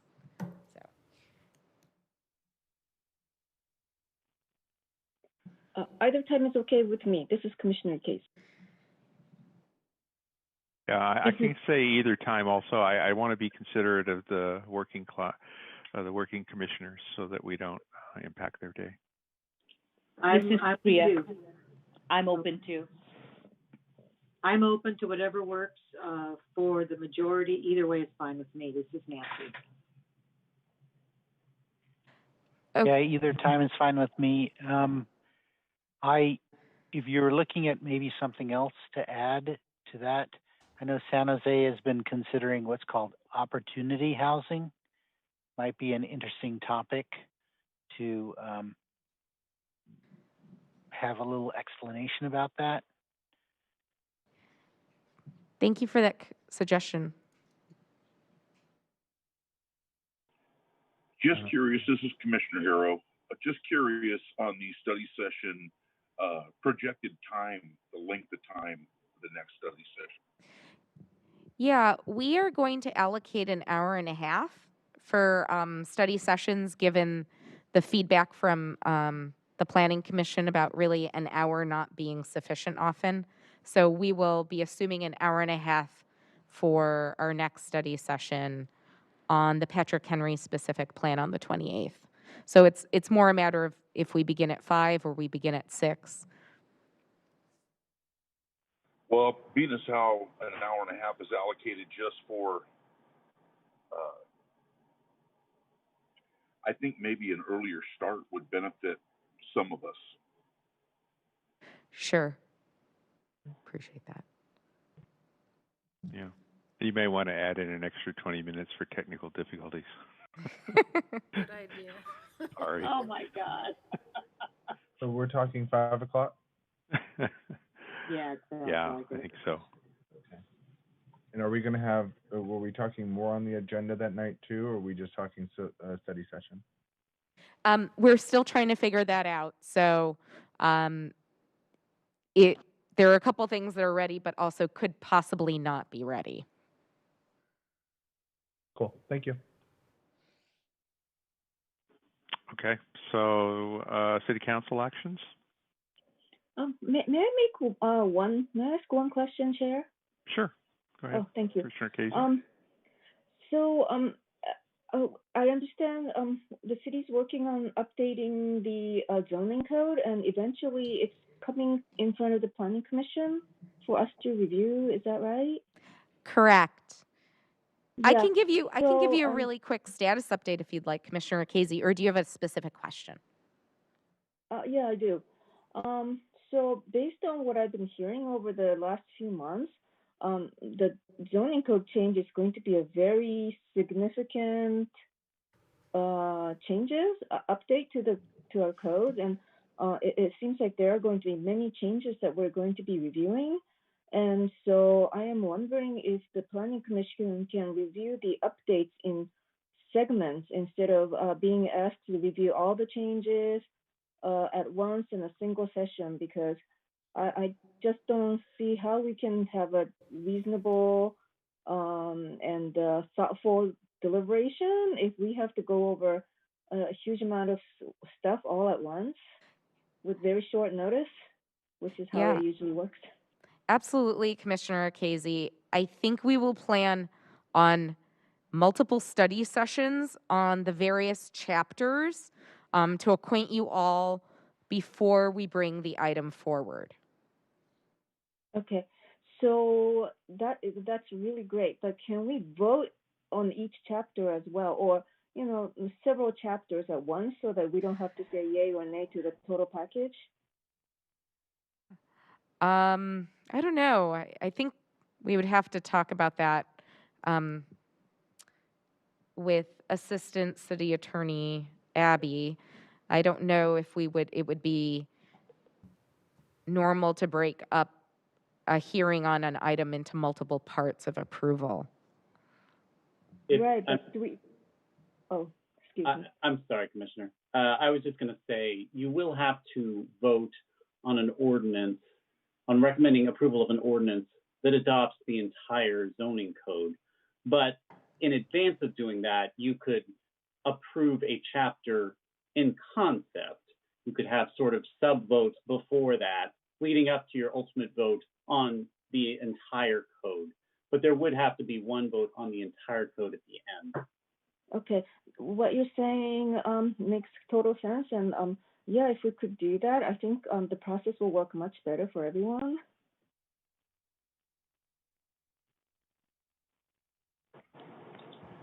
I agree. I think that making the amendments prior to voting on all the changes at one time would probably make a lot of sense to save a lot of time. Totally agree. Thank you. I yield. Okay. Are there other city council actions pending? Or having been completed? No. Then I will entertain a motion to adjourn. Thank you all. All motion, Anthony. Second. So can we do the mass vote? All those I in vote favor? aye. Yes, that could Aye. Aye.